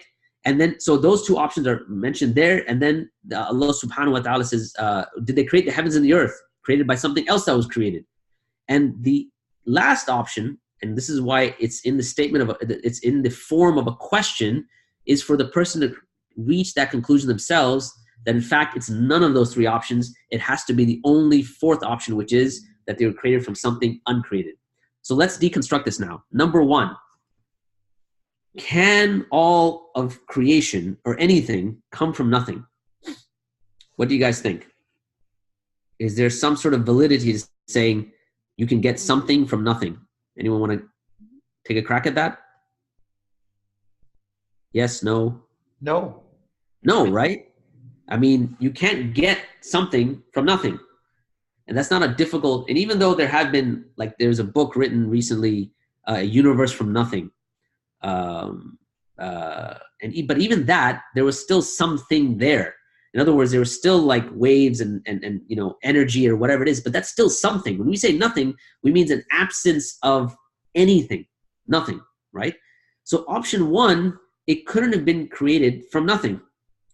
Option two, could it have created itself? What do you think? You know, feel free to just answer, unmute and go for it, even if you do it at the same time. What do you guys think? No. No. Okay, why? Because it was not created to exist, to create itself. Right. Right. It's a contradiction, right? You can't say, it's like saying like a mother who gave birth to herself. I mean, okay, that doesn't mean anything, right? You have to exist and not exist at the same time. So it couldn't have been created by itself. So option one is gone. Option two is gone. So was it created from something that was created? This is the third option. No, because you would have the problem of regress. Okay, no, because you'd have a problem of infinite regress. Okay, what do we mean by infinite regress, Asim?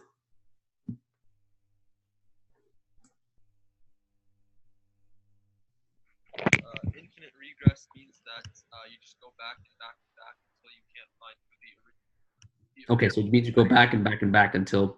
So let me give an example of how we can, like what we mean by this could not be an option because you'd have infinite regress. When we say infinite regress, what we're saying is that if you say that it was created from something else that was created, then you have to ask what created that thing. Well, if that was also created by something created, well, what created that thing? Well, that was also created by something that was created, and so on.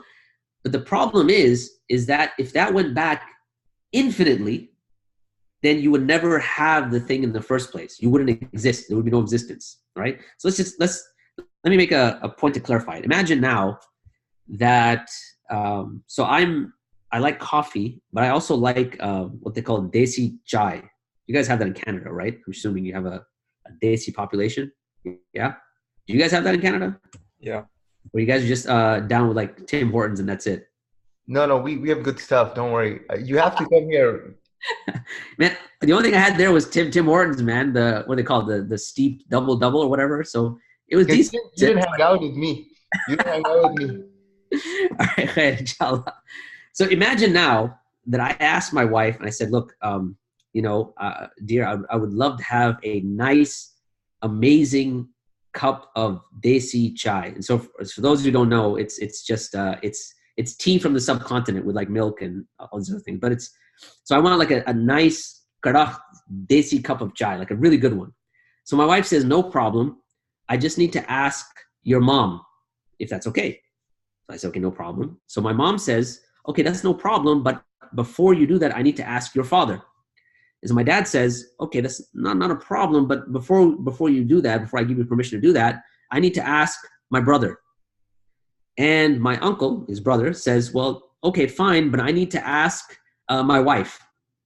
And his wife says, okay, no problem. I need to ask my sister. And her sister said, no problem. I need to ask my husband. Her husband says, no problem. I need to ask my brother. And this goes on infinitely. Like someone asking someone, will I ever get to enjoy a cup of desi chai? No, right? So this is what we mean by infinite regress. That if you were created from something else that was created, which was something else that was created, something else that was created, and that went on for infinity, then you wouldn't exist. And so therefore, option 3 is out. And that only leaves you with one option, that we were created from something that was uncreated. Does that make sense, guys? Now I'm going to stop here for a second and see if we have any questions, because I want to make sure this is clear. Lord's Cross, yeah, that's right. A universe from nothing. Yeah. My question is regarding, I don't know if we'll have rhetoricians that advanced, but Lawrence Krauss does some like maneuvering verbally to get around the nothing thing. Yeah. We conceptualize nothing as pretty straightforward. It's nothing. Yeah. But he says some weird stuff. Yeah, I mean, the thing is, Lawrence Krauss basically, his nothing is, he just redefines nothing. That's it. So all of like the lingo that he uses, all the details he gets into, I mean, at the end of the day, he's just trying to redefine nothing. And the reality is that even his nothing is something. So, I mean, if you do have people that are that kind of entrenched in really trying to justify that nothing can actually be something, then, you may want to just call it a day. Give them a pamphlet and masalama. Okay. Anyone else? Does anyone else have any questions, inshallah? So there's questions in the chat box here. So I just have a question. So the people believe in evolution, then they're gonna talk about the self-created one? Okay. So how would they justify being created by itself? Yeah, I mean, they talk about evaluation, and how like everything was getting better and better over time, and that's how the universe created. And I think that's very common here, because a lot of people actually studying that in schools and universities. Sure.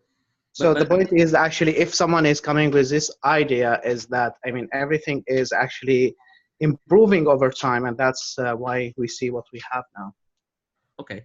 So basically they're saying that, so I guess my question is, from your, if someone were to come to you and say, well, we have evolution, which of these does evolution fit into? Option A, B, or C? Option created from nothing, self-created, or created from something else that was created?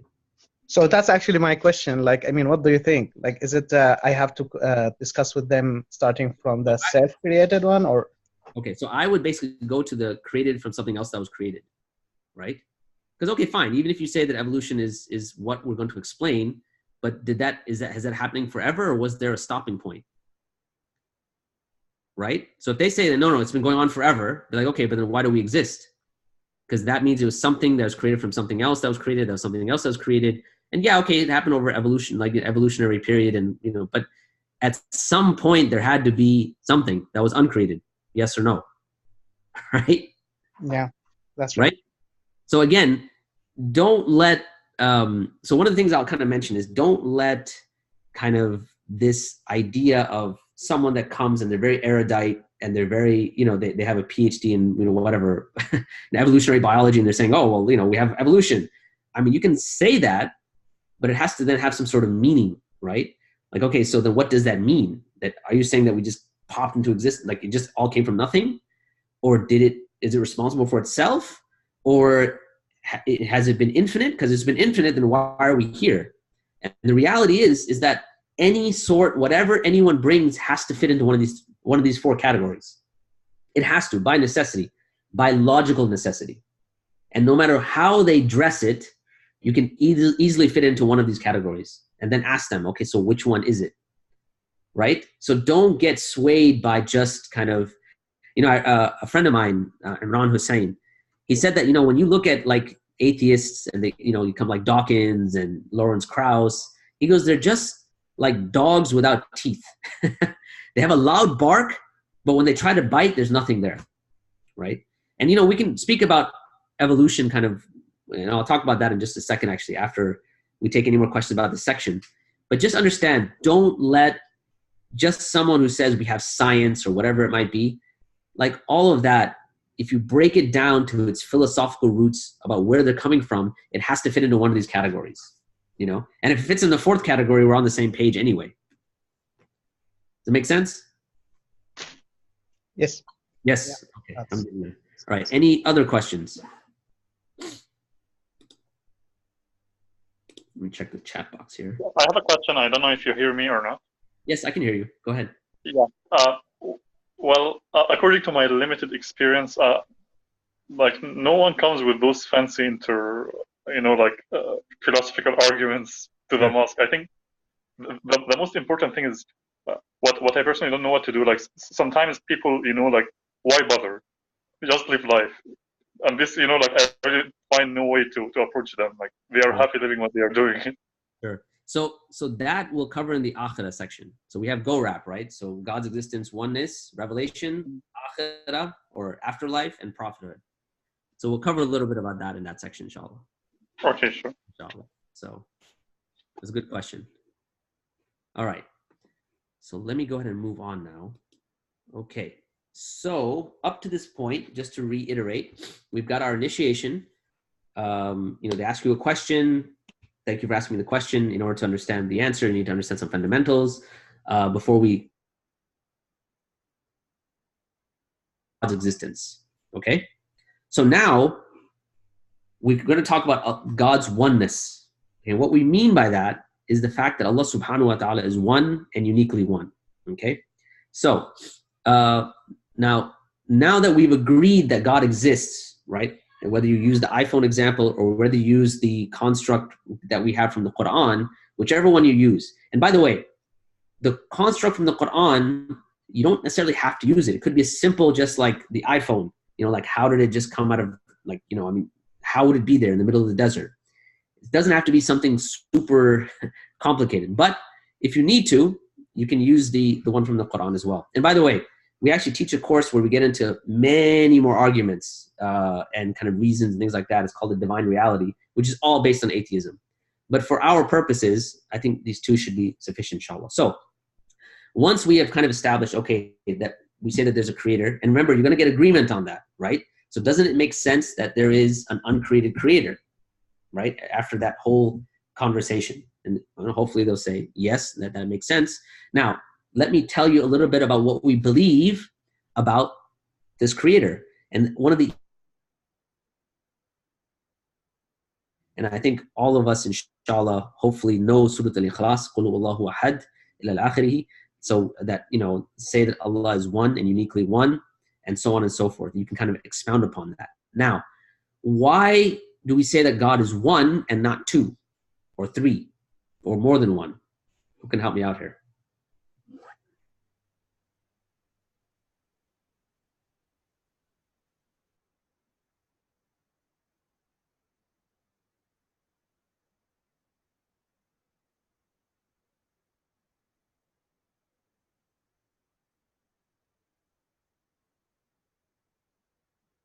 A Dawah, and I was trying to tell people, I don't know, that was my common sense. And I want to verify this, that my approach was okay or not.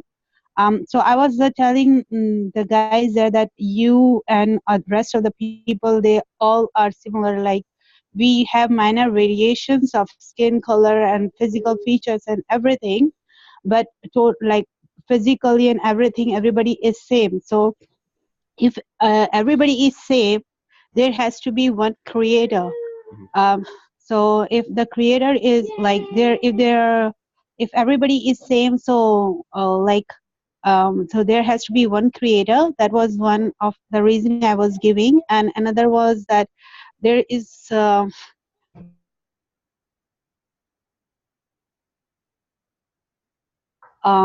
like they would be struggling for the for the kingdom or something. So I don't know. That's why the reasoning I was giving, that there should be only one God. Sure. Yeah, that's all. Perfect. No, that's good. And again, like you said, that there would be utter chaos. You know, someone the other day we were doing this Dawah training at UT Austin, and someone said, like, the example that I give is, imagine if you had a car with 2 steering wheels, right? Like how does that even get managed, right? Like, one person has a will. There's one creator that has a will. Another creator has a will. Okay. If there's 2 separate wills, it means there's 2 separate creators. But then what does that mean for the car? Like, how will it function? Right? One wants to go right, one wants to go left. Well, what does that mean? Right? Either the car splits or something. Like, what? How are you going to reconcile that? What if someone says, well, you know, you could have one God that has one dominion, one universe, and another God has another universe. So now what do you do with that? Like, that's their dominion, that's their dominion. They're just 2 separate gods. There could be. What do you guys think? I would say, for example, that, well, one of them must have created you, like in their universe. Yes. Okay, good. What else? So, but what if they say, like, yeah, they created you and all the universe that we know of, but then there could be another universe with another creator. Then what? What do we do with that? Well, you just worry about your creator. Don't worry about it, right? It's just like, it could be, but whatever, right? It's like you have to worry about your creator. Okay, good one. I like that. Just very, just, you got your own life to worry about, man. All right. What else? Is there any other way we could deal with that, though? Anyone else want to give it a crack? Take a crack at it? No one else? There's no right or wrong answer here. Just give it a shot, inshallah.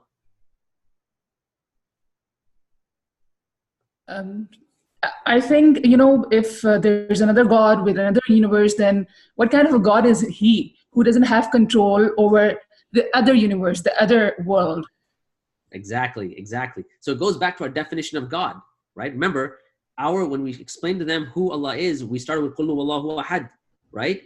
And then the fact that Allah has power over all things, and so on and so forth. So exactly as our sister said, like, what kind of a God is it if he does not have control over everything, right?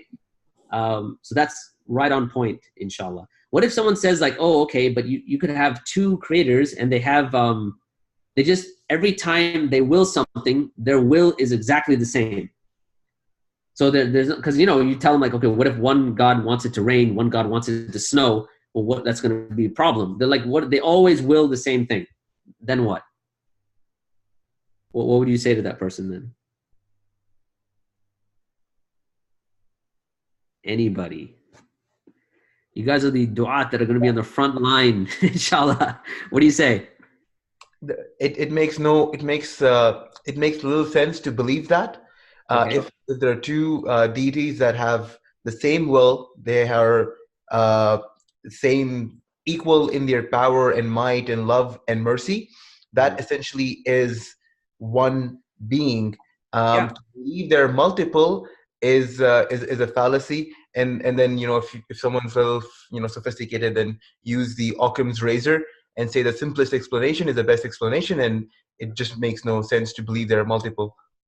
Right. No, exactly. So if they say there's, okay, they have the exact same will, and like you said, they're exactly the same in terms of their mercy, exactly the same in terms of their knowledge, all that. Well, something has to make them two then. Like, what distinguishes them? If they're exactly the same, then in essence, what you're saying is that they're one. Like, what is the thing that makes it two, right? What gives you the two number? Either it's a separate will, separate mercy. But if you say all of that is the same, well, then where's the two? Where's the more than one coming into play, right? Just exactly as our brother said, inshallah. Okay, so that's pretty straightforward, I hope, right? And generally, I don't really get this a lot in terms of two creators. You may get it, but inshallah, now you know how to deal with it. Okay, so now we said, okay, so God, we believe there's a creator, uncreated creator, that this creator is one in its essence. Okay, now let's get to some of the qualities. What is some of the nature of this very God, right? And so what can we conclude from what we've spoken about so far?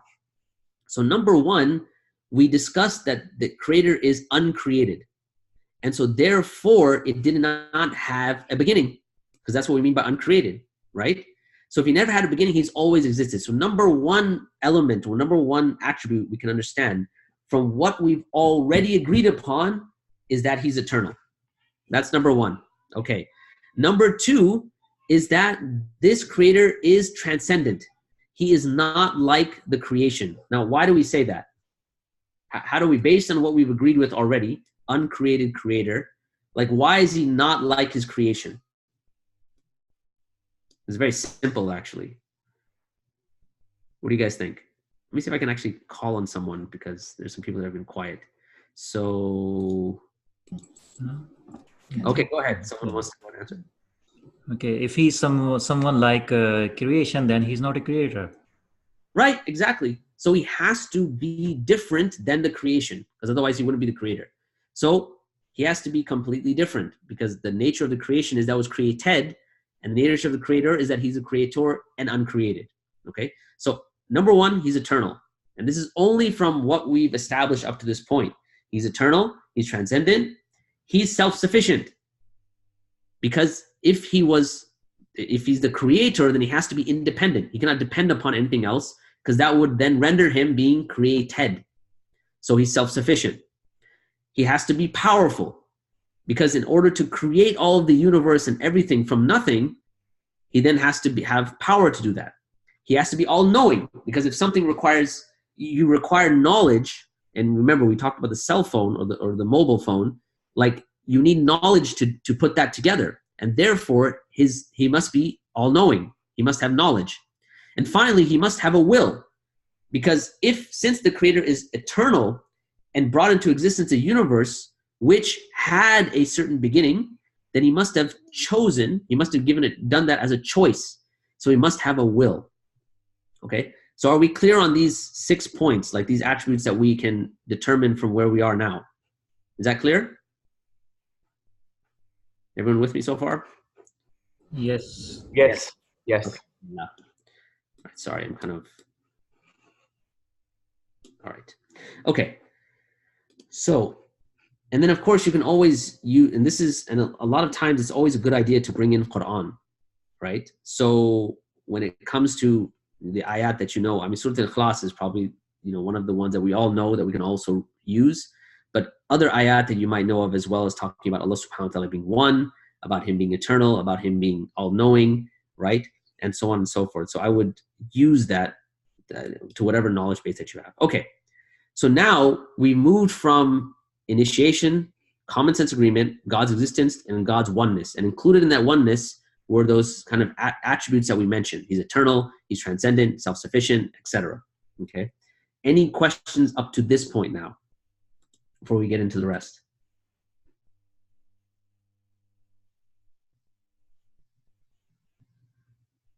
Yes, I have a question. Yes. So actually, I heard this question many years ago in an undergraduate philosophy class. Okay. So it's kind of a ridiculous question, you may say, like people who want to disregard God's existence or God's attributes. that can the God Almighty create a stone that he himself cannot move? Ah, yes, a very famous question. Okay, can I add a question to your question? Sure. Here's a question that's related. Okay, so this question, the one you mentioned, may come from people that study philosophy or atheists or whatever.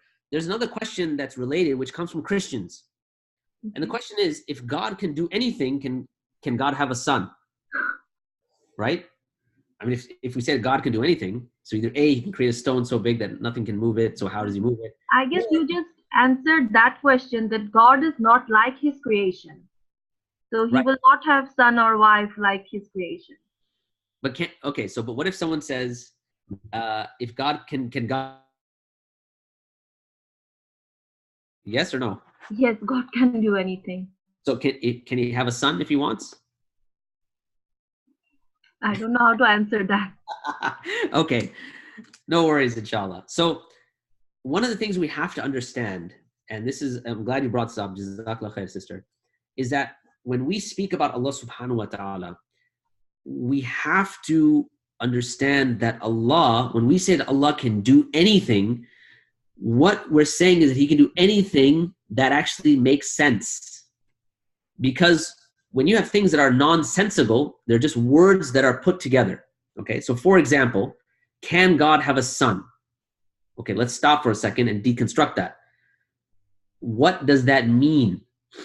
Because the son of something is of the same genre. In other words, the son of a cow is a cow. The son of a, son of a monkey is a monkey. The son of a human is a human. The son of God is?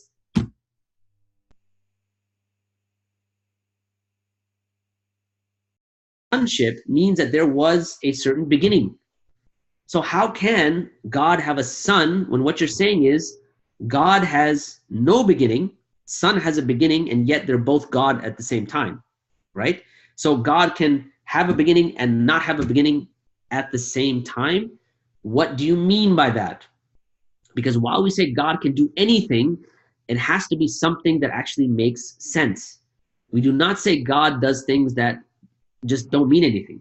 Because in that case, you could string whatever words you want together and say, well, can God do this? But explain to us what that means. If you can't, then we say God doesn't do that because doesn't mean anything, right? Because if you're saying God can have a beginning and not have a beginning at the same time, what does that mean? Can God create a square circle? Well, okay, what is a square circle? A circle by definition is round, and a square by definition has 4 sides. What do you mean by square circle? Can God create a married bachelor? Okay, well, what does that mean? Someone who's married by definition is not a bachelor, and someone who's a bachelor by definition is not married. What do you mean by married bachelor? So when we say, can God do X, Y, and Z, they say they have to actually make some sort of sense. Because what you're saying, and this is where you have to be, where I guess I have to be a little careful, we don't say God does the impossible based on what the word impossible means, not what we think of impossible. So when we think of impossible, we think of things that are generally called difficult. Like a woman, she sees her child under a car, she lifts the car up to save her child. We say, wow, that was impossible. No, that was difficult. Impossible is to say something like, can I be Fahad and not be Fahad at the same time? The reason we say that's impossible is because there's no meaning to that. So we don't say God does the impossible, meaning things that have no meaning.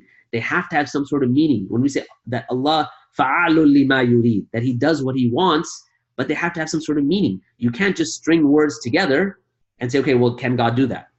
Because then you have to explain to us, what do you mean? Does that clarify that, sister? And I guess everyone else that had that question? Yes. Jazakallah khairan. So, and you have to be careful, because like I said, when they say, can God do anything?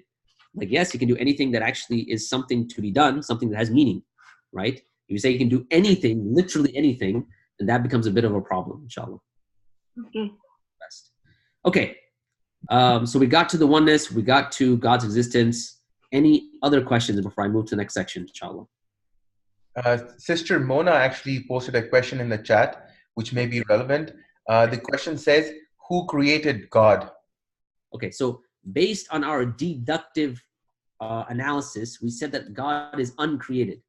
right? Because that's the only option we have, right here. Because if you, the second you say he's created, he falls into this category, created from something else created. But that can't go on forever. So by logical necessity, the last, meaning that you have to have come from something that was uncreated. So the question itself, you're basically saying that this section, you're putting it into this section, which again doesn't make sense. Did that answer that? Right? So if you go through the entire, why just doing that? Okay. If you go through the entire construct, like we did here, the entire argument, your end result is that it's created for something that was uncreated. The very definition of uncreated means that it was not created. It was uncreated. Never had a beginning. Sister Mona, did that cover that, or did you want to ask a follow-up question? I can see the chat box. If you'd like to ask, you can ask a follow-up, inshallah. Okay, I'm just gonna speak on her behalf and say yes, that did answer. All right, inshallah. Sounds good. All right, so let's go ahead and move on now. So now, remember, you've gotten some agreement in terms of God exists and that God is one and that he has X, Y, and Z attributes, okay? Now, let's move on to revelation. So, if God's existence and oneness has been established, how are we going to introduce the next stage, which is what we're talking about, is revelation. Now, if we believe that God exists, then we must have a way to communicate with him. We want to know, like, what does he want from us? How do we know the purpose of our existence?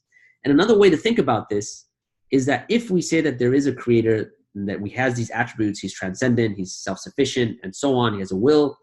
So therefore, he has created everything that we have to function. If he created everything, he created our ability to take in food, digest food, ability to see, process sight, process sound, and all of these things. So he's given us all of these tools. So what about when it comes to the purpose for our very existence? There has to be some sort of way that he has communicated to humanity for that, right? So he must have a way, if we believe that God exists, we must have a way to communicate with him. We must know what he wants, okay? And then so in other words, we have to know what is the purpose of our existence, all right? So number one, why do we need revelation? This is the first point. So we mentioned that in the last slide. We need revelation because we need to have a way to communicate with God, right? I mean, with the creator.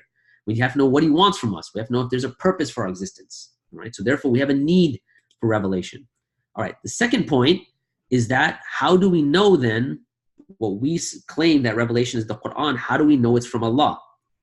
All right, and then we have to understand that if we say that it's from Allah, we understand that our purpose is to worship, and now we start expounding upon worship, which we'll get into. That being the purpose of our life. Okay, let's start off. Is there a need for revelation? All right, so we'd say yes, to tell us what he wants from us, to announce his presence to mankind, to provide a manual of how we should live our lives, and to explain his nature, right? There are some attributes that we can understand based on what we've talked about up to this point. You know, the fact he's transcendent, the fact he's self-sufficient, eternal, he has a will, he is all-knowing, etc. However, there are other aspects of his nature that would not be necessarily like logically deductible, if you want to look at it that way. Okay, and therefore to expound upon that nature or explain his nature, that's where revelation would come in. So therefore, the human being then has a need for revelation, right, to establish those points. All right. So if that's the case, then how? And we claim that revelation is the Quran. Well, why do we say that? And this is like an open question to you guys. Like, why do you say that the Quran is from Allah? You want to take a crack at it?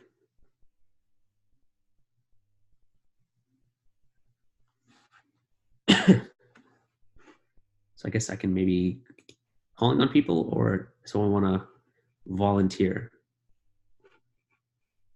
I'm assuming we should all have some sort of, yes, go ahead.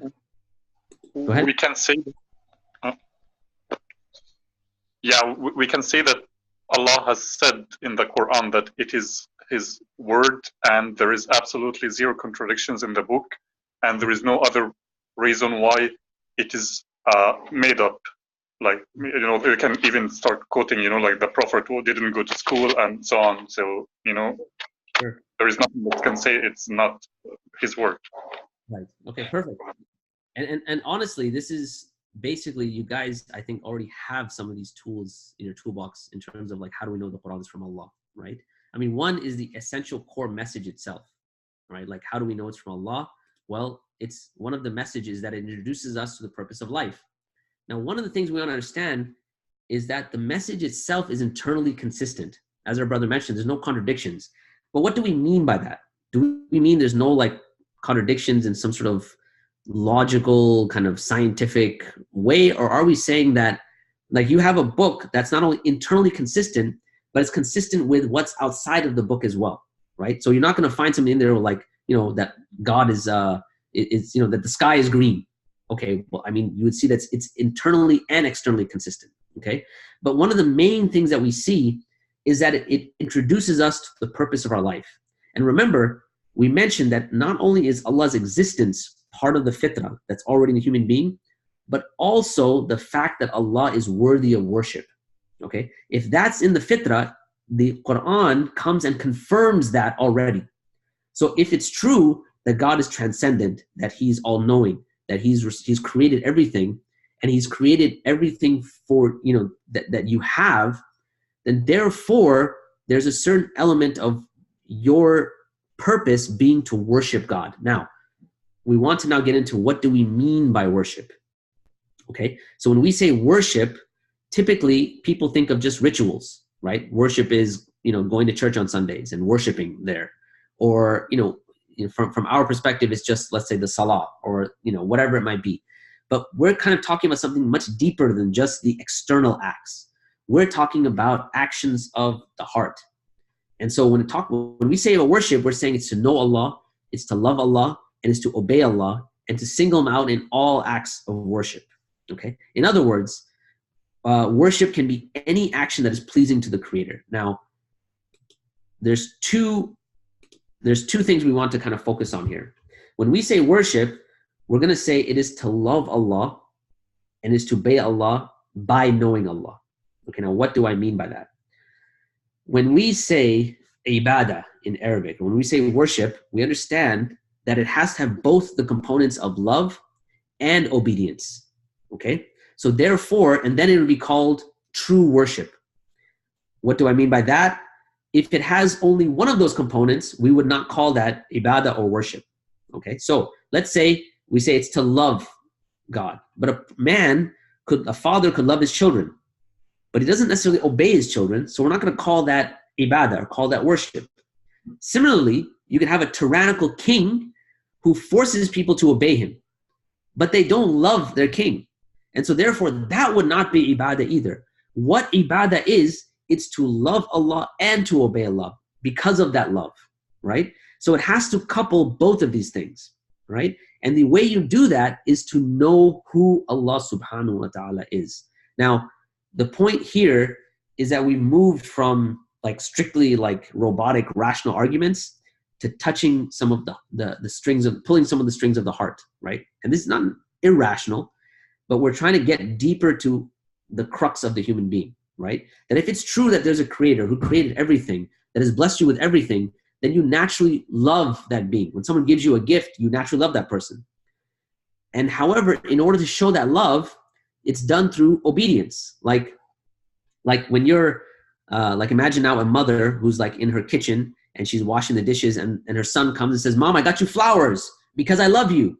And she says, "You know I'm allergic to flowers. Get those flowers away from me. If you really love me, then come over here and do these dishes," right? So it's the point is that love is not what you love. It's about what God loves. And so, and that therefore the components of love and obedience have to be there. And it has to be about who Allah subhanahu wa ta'ala is. All three of these components are what we speak about when we say what our purpose in life is to worship Allah.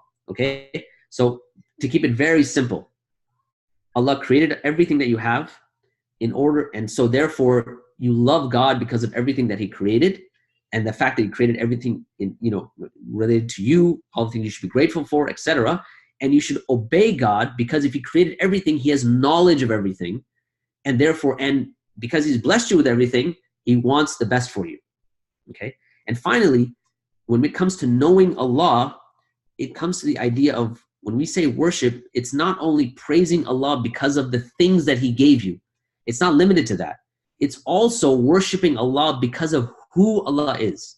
And this becomes very important because if we limit our concept of worship to only the blessings that we have, then that's not all of worship. Because even if He gave us nothing, and you can ask yourself this, even if He gave us nothing, He is still worthy of worship, subhanahu wa ta'ala, right? And so therefore, sometimes I give the example, I say, when you go and let's say you see, let's say you watch, if you guys watch basketball at all, you see, let's say Steph Curry, for those of you guys who know, and he hits a jump shot. And that jump shot, it's all net. It's like a perfect, beautiful jump shot. Now you can't help but say, wow, that is just amazing. You're praising Steph Curry because of that ability of Steph Curry, right? And of course, with Allah is the highest example. But what about when you look at something like the Niagara Falls, or you look at some sort of other external beauty? You're not praising because of something that you have directly that benefits you directly, because you're praising Allah based on who Allah is, that He's the creator.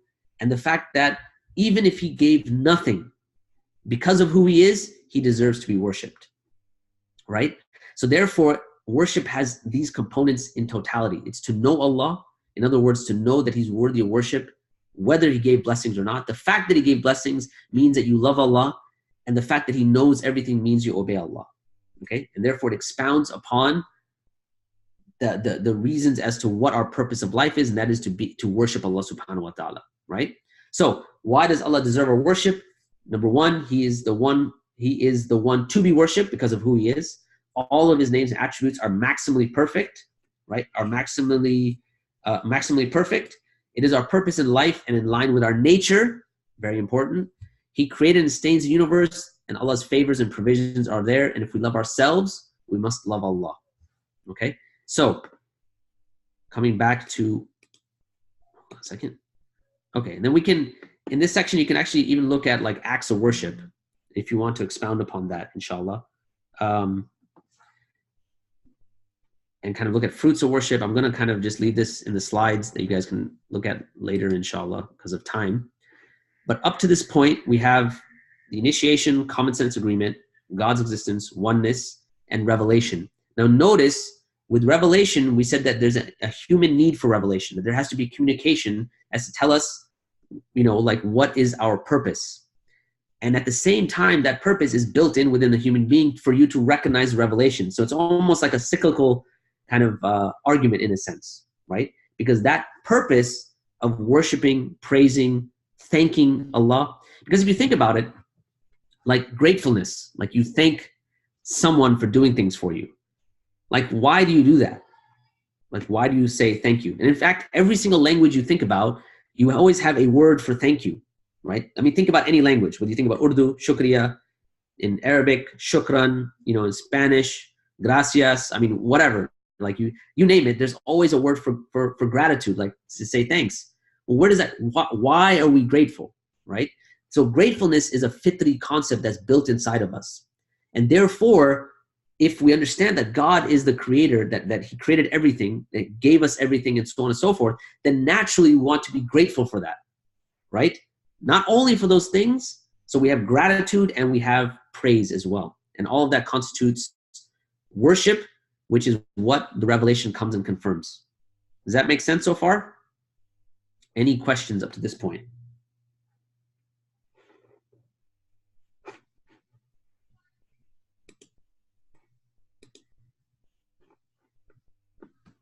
If not, I think we're good. No, right? no questions, I guess.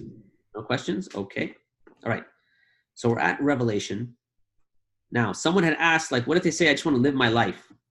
This is where you want to bring in the reality of the ephemeral nature of this life, okay? And so, as Allah subhanahu wa ta'ala tells us about the purpose of sending messengers, that we send messengers only to give good news and to warn, and for those who believe and do good deeds, that there should be no fear nor will they grieve. Ibn Kathir mentions that the messengers bring good news to Allah's servants as well as command all that is good and righteous, and they warn those who disbelieve in Allah and His anger and all types of torment. Okay, actually, I think this slide was mixed up because I think this should be in the Revelation section. I triggered up. No. Okay, so maybe that, sorry. So this is the slide we want to talk about here. So when you think about the akhirah, it's another trigger to uncloud the fitrah. All right. In fact, there was one da'ya, one person who would make dawah, and his main dawah tool was none of the go rap or anything like that. He would only use the 3 questions in the grave, right? In other words, he'd say, look, man, here's what we believe in Islam, that when you die, you'll be in your grave, 2 angels will come to you, and they'll ask you 3 questions. Who is your prophet, or who is your Lord?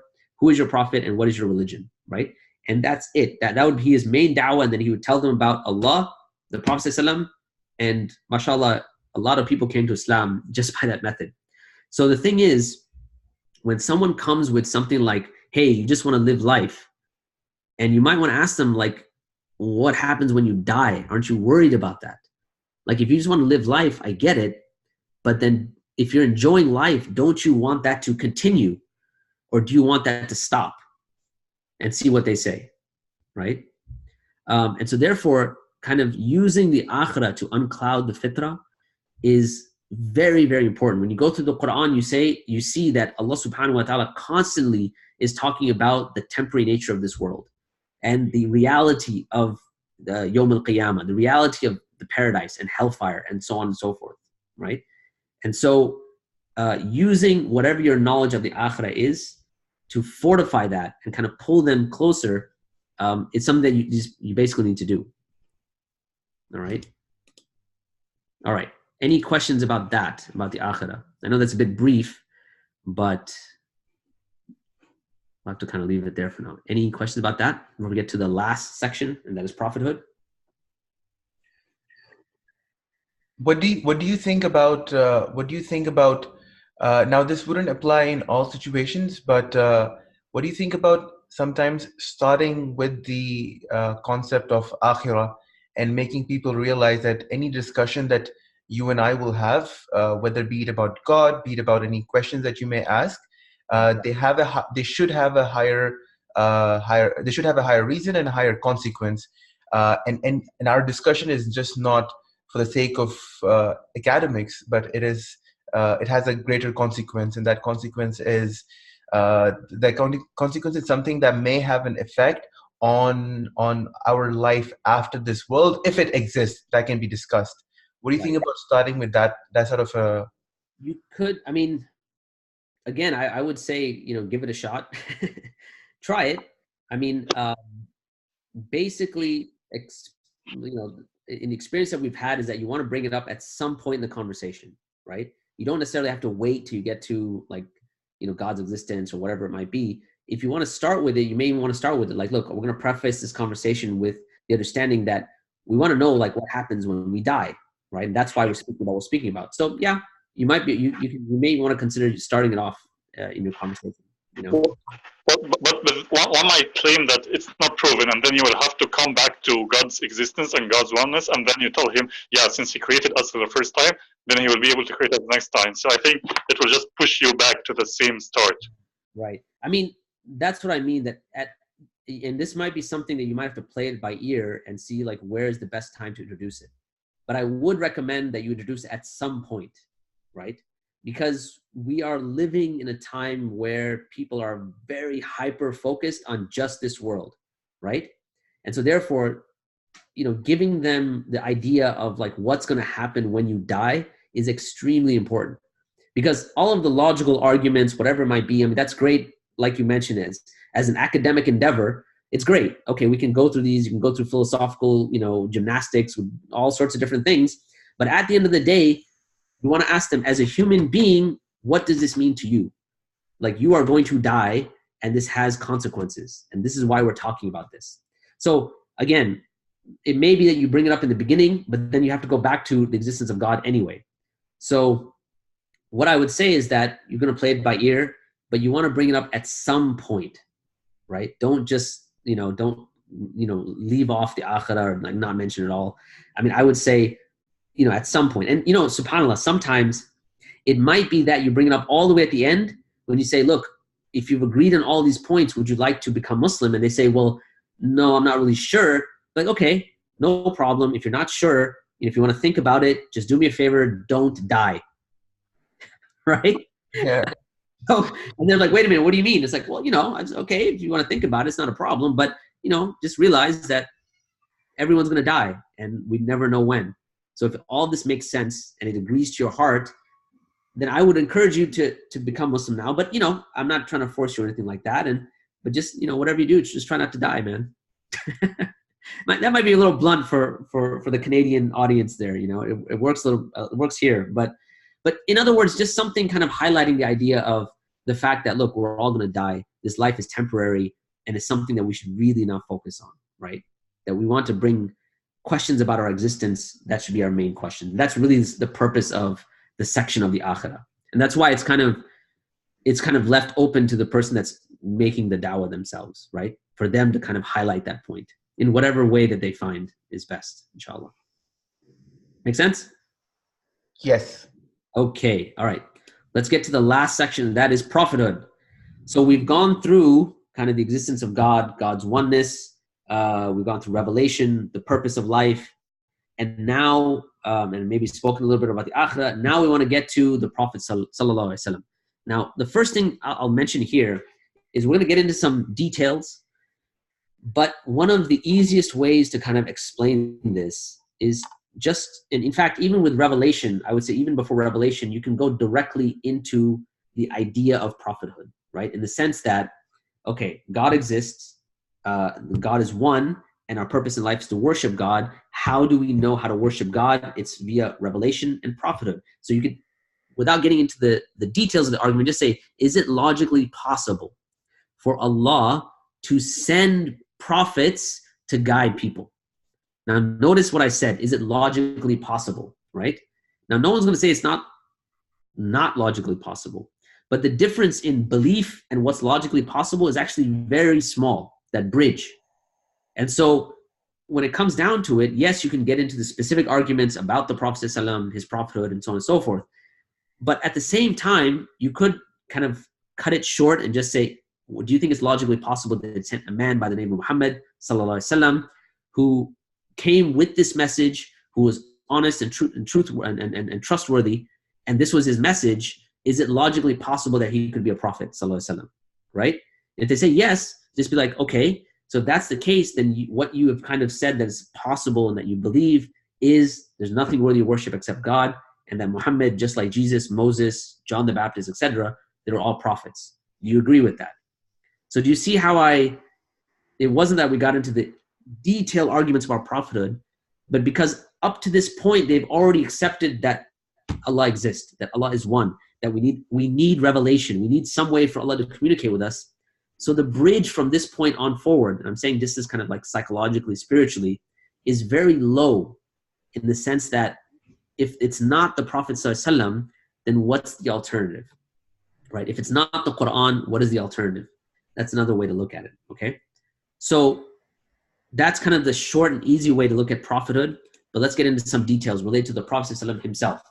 And that is that we move on to the discussion on, okay, we also believe that the one who the message was sent to was a man by the name of Muhammad sallallahu alaihi wasallam. And the reality is we have to ask, was this man a prophet sallallahu alaihi wasallam? Okay. And when you're going to ask that about a person, it's going to be another kind of deductive argument. Now, you don't have to use these words, deductive argument, induction, all this. Don't worry about that. But basically say, look, if someone makes a claim, either that claim is going to be true or false, or the guy is going to be, let's say crazy. Like he thinks he's speaking the truth, but in fact he's not, right? And there's no fourth option. Are we agreed on that? Either he's going to be lying, or he's going to be telling the truth, or he's going to be deluded. Is there a fourth option? What do you guys think? This covers it. But either if he discovers it, either he's lying or telling the truth, or he's, deluded. No, I meant this covers the motivations. This is good. Oh, I see. Okay. All right. All right. So is there a fourth option? Can anyone think of one? Or do we agree that these are the only three options? I'm going to take that as we agree that these are the only three options and move on. Okay. So then, let's see. We have someone in the chat box who said, I agree. Okay. Alhamdulillah. I mean, we're Muslims, so we agree. That's why. Alhamdulillah. All right. But even with these options, and this is where your knowledge of the Sirah will come in very handy. Okay. So if you haven't studied much Sirah, this is a good time to kind of go back, kind of go through some, some books on the Sirah, whatever it might be, and look at basically who was the Prophet ﷺ, what was his character, ﷺ, right? So you can take some of these events in the life of the Prophet ﷺ and kind of put them to the test, right? So was he lying? Was he deluded? Or did he tell the truth? Okay, so let's take one of those events in the life of the Prophet ﷺ. Okay, one of those events, for instance, the one that I like to mention is when the Prophet ﷺ's son, Ibrahim, passed away when he died. And on that day, there was an eclipse. And so the people started saying that because the son of a prophet has died, there is an eclipse. Now, the Prophet ﷺ comes out, and what would you expect in each of the categories? If he was lying, in other words, he claimed prophethood, but he was not true to the claim, this would be an excellent opportunity for him to say, yes, indeed, the sun and the moon eclipse because of the death of the son of a prophet, and I'm a prophet, right? This proves my prophethood. Number one. If he was deluded, he would also say, yes, the sun and the moon eclipse because I am a prophet. He thinks he's a prophet. He's deluded, right? And so therefore, the sun and the moon eclipse because the son of a prophet has died. However, that's not what he said. He came out and said the sun and the moon do not eclipse for the death or birth of any human being, but rather they're just a sign and that we pray. So based on those three, you have to come to the conclusion that he was telling the truth, right? Because if he was lying, he would have agreed with it. If he was deluded, he would have agreed with it. So therefore, he must have been speaking the truth. Now, this is one example that you can but when you look through the seed of the Prophet ﷺ, there's so many examples you can take from his character, from his teachings, from his life, from his manners, how he lived, sallallahu alaihi wasallam. And basically, and then you can always go by this deductive argument, for lack of a better word, lying, deluded, or telling the truth. That make sense? Yeah? Yep. Okay. So someone said, I tend to get a lot of questions regarding the number of wives he had. Okay. But even in that, does that mean that he was not truthful in his message? Like him having more than one wife, that doesn't negate his truthfulness, sallallahu alaihi wasallam, on just a purely logical basis. Right? So even if that's the case, it may not be like, it may go against your kind of your moral construct, which is fine, but does that mean he was lying or was he deluded? And that's really what the question comes down to, right? And then of course you can also expound upon what was the reason for those things, but I would not really go down that route. Kind of look at other teachings and things like that of the Prophet ﷺ. All right? Okay. There is one area that you may get stuck on here. Does anyone know? I mean, besides the marriages or whatever, but again, that doesn't really negate the argument. What could they say at this point? Like you're saying, okay, was he lying? Was he doing it to tell the truth? Where do you think they could kind of say, like, hold on a second, that's not necessarily correct? Aisha radiallahu anhu. Aisha radiallahu. Okay, what about marriage her? Because she was young. Okay, but does that also mean that he was lying? Oh, okay. I didn't understand that part. Sorry, I didn't get that part. Meaning like, okay, so we're saying either he was lying, he was deluded, or he was speaking the truth. It doesn't really have any bearing on this particular element. Maybe he copied it from the previous. Okay. Maybe he copied it from previous revelations, and that was true. So maybe that could be a potential argument. Okay. So even if that's the case, let's say he copied it, but this must mean that he was either lying about it or he was deluded, right? Yes. Okay. So then you need to put that to the test. Like, what did he copy? Was it the Quran? If it was the Quran, then we have to then take it and say, okay, well, is this the work of someone who was lying? Because many parts in the Quran are actually kind of rebuting the Prophet ﷺ himself, and would a person who's lying do that to themselves, right? Like critique themselves, right? Where Allah subhanahu wa ta'ala critiques the Prophet ﷺ, right? You'd have to say no. Similarly, if he was deluded, the Quran is not the work of someone who's deluded. At the end of the day, it has sophisticated laws. It has ideas of Allah, Yawm al-Qiyamah, the paradise, hellfire. So even from that perspective, if you say that he took it from someone else, then he has to either be lying or deluded, and that still doesn't hold. But there's something else that even comes even before this. Or, I mean, there's something else that they can say that you might be thrown for a loop. Let's put it that way. He was completely illiterate. He was ummi. Okay, but that still doesn't have, that still doesn't really... That means he can't make up things, whatever. Sure. He said it was through God only. Right, and that's supporting the fact that he was telling the truth, right? We're saying, what could someone say that to negate this construct? You're saying, okay, lying, deluded, or telling the truth. Okay, let me take a different example. Let's put it this way. You know, Christians use the same construct, right? Jesus was lying, deluded, or telling the truth when he said he was God. What's the problem with that? He didn't claim Yeah, he didn't claim he was God, all right? So now with that in mind, how would that apply to this? What could someone say about our construct here, about our deductive argument here? In the same light. Getting a lot of misses, Sheikh Fahad. So hopefully this one hits the right answer. Okay. If he was telling the truth, that doesn't indicate that there's evidence that it was divine truth. Not sure if this is right. Okay, so but the problem is that the claim he was making was a divine claim, meaning not divine claim, but meaning like he was claiming that he's a prophet, which has to do with the fact that he's getting revelation from a divine source. So it's not really about divine truth or not. So I guess I'll go ahead and say it to save time. Someone would say, you only know this information because it's from Muslim sources. I mean, you're saying that on the death of his son, he said so and so and so. How do we know that? They're from Muslim sources. Couldn't they say that? Right? Because just like when they say something. Yeah, go ahead. I would like to add that when, apart from this example of his son death, but whenever like they say such things about our beloved Prophet sallallahu alaihi wasallam, can we say it that if you are saying he was not truthful, then why did the non-Muslims of that time always said he's truthful, no matter they accepted Islam or not, but then they otherwise had a very strong point that he's Sadiq and Amin. Yeah. And so, sister, what I mentioned was, I only gave one example. Yeah. When you go through the Sira, you will find many examples, yes. So my point wasn't to say like there's only one example. There's lots. No, I understand. Yeah.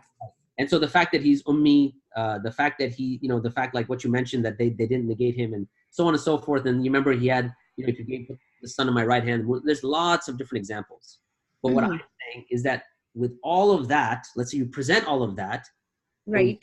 The thing that the non-Muslim would say is they could say that those are your examples. Like you're saying that. How do we know that's true? Like you're taking that from hadith, right? How do we know hadith are true? Right? I guess, I mean, we would have to agree that these sources, just because they come from a Muslim,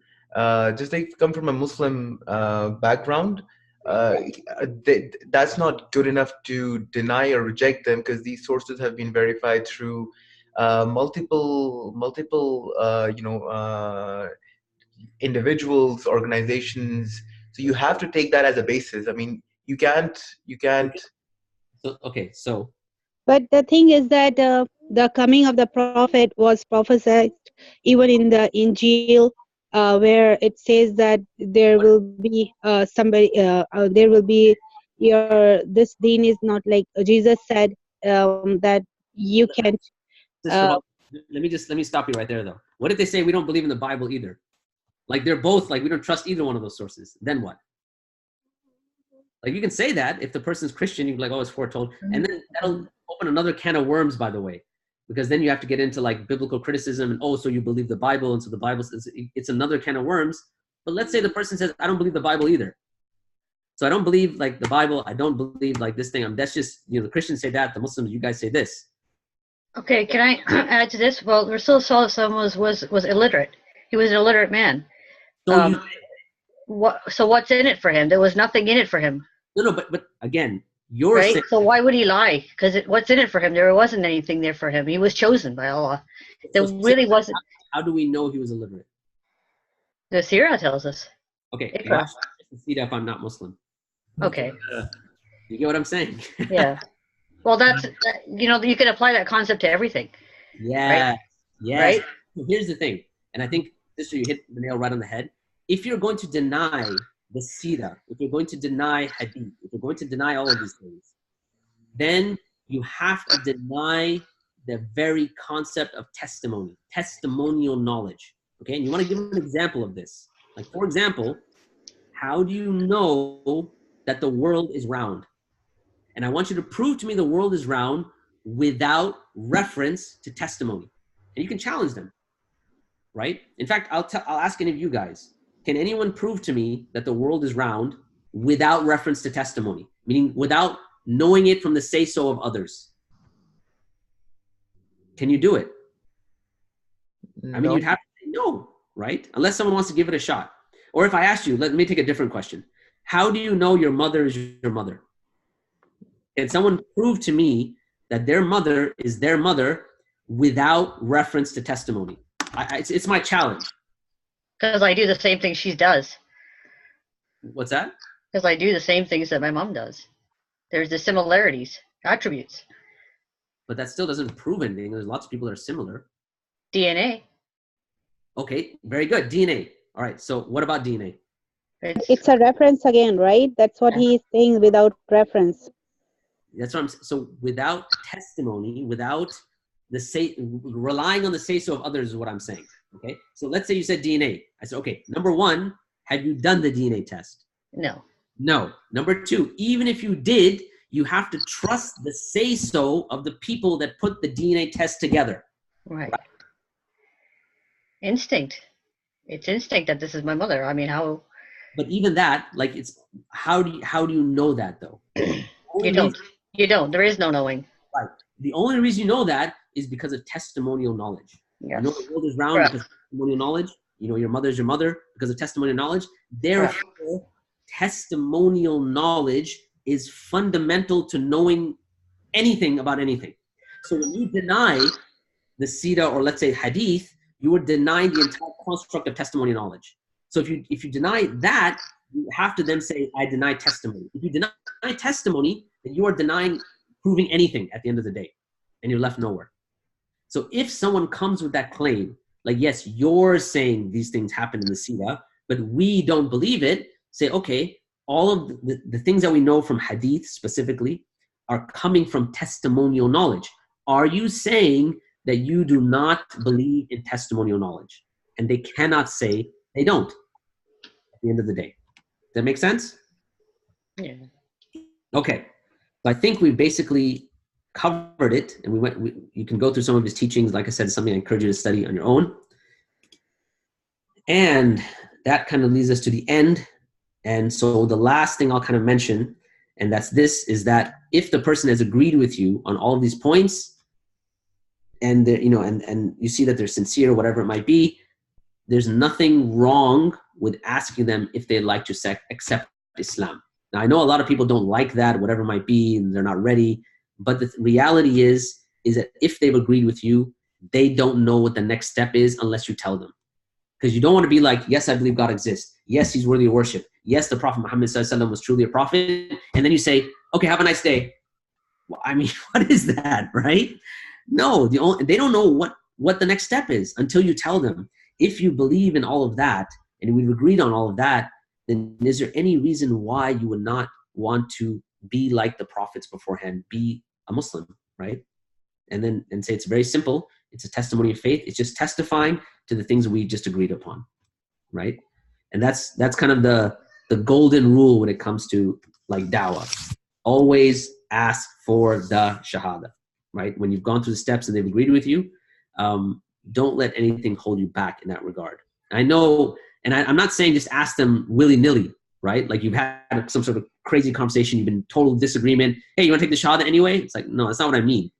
I'm saying if you have agreement with these steps, you've gotten them to the point where they understand these things, make sure you ask them for the shahada. So that's basically the last kind of point, and that's the end of the slides as well, inshallah. So any final questions that we want to kind of tackle? I will request something. It's not necessarily a question, but I think this will help myself and everyone else. So imagine someone comes to you and someone just says that, you know what, I want to learn about Islam. Can you give me the basics? Can you tell me about the basics of Islam? And I guess that puts the person at a position of where they just have to speak and convey the message and not necessarily get into this back and forth. There's no question. The person wants to say, okay, tell me about your religion. Right. So what would you present with? I just kind of, I think it would be helpful if you just kind of go through that, you know. I would present it with the exact same construct. Like, so we believe in God because of this reason. We believe he's one because of this reason. We believe that our purpose in life is to worship God alone. Like, if you want a quick way of doing this, I know this is a long presentation, but if someone came to me and said, look, I have like 3 minutes, tell me about your religion. Yeah. So can you do that in 3 minutes? Can we ask you to actually do this? Very simply, our religion is this, that we believe that God exists, and and because he's the creator of everything, he is the one who's worthy of worship. And our purpose in life is to worship God alone. And what that means is to love God, to obey God, to be grateful to God. And obey God means we have to know what God wants. And for that reason, we believe in prophets and messengers. And these prophets and messengers all came with the same message. And that is that our purpose in life is to worship God alone. He exists. He's worthy of worship. And that was the case with all the prophets and messengers. We believe that the last and final messenger was a man by the name of Muhammad sallallahu alaihi wasallam, and he came with the exact same message. And in order for us to know how to worship God, what God wants from us, the Prophet Muhammad, along with the prophets before him, came with this message. And that's basically it. That's the whole message in a nutshell, right? One kind of thing that I'll mention in addition to that is kind of what is Islam and what is a Muslim. Now, this is a kind of a different way of doing it, but it's a kind of a quicker way of doing it. So when we say, like, what is Islam? Islam is submission, surrender, obedience, sincerity, and then peace. So sometimes when you ask people, what is Islam? They say, oh, it's peace. It's not quite that, but it's a little more than that, right?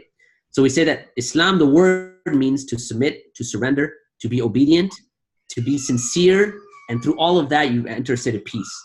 And the one that does Islam is a Muslim. So just like in English, we have when we have like an action and the doer of an action, we have an ER to the end of the word, right? So someone that drives a car is a driver. Someone that travels is a traveler, ER. In Arabic, in some cases, you'll add an MU to the beginning of the word.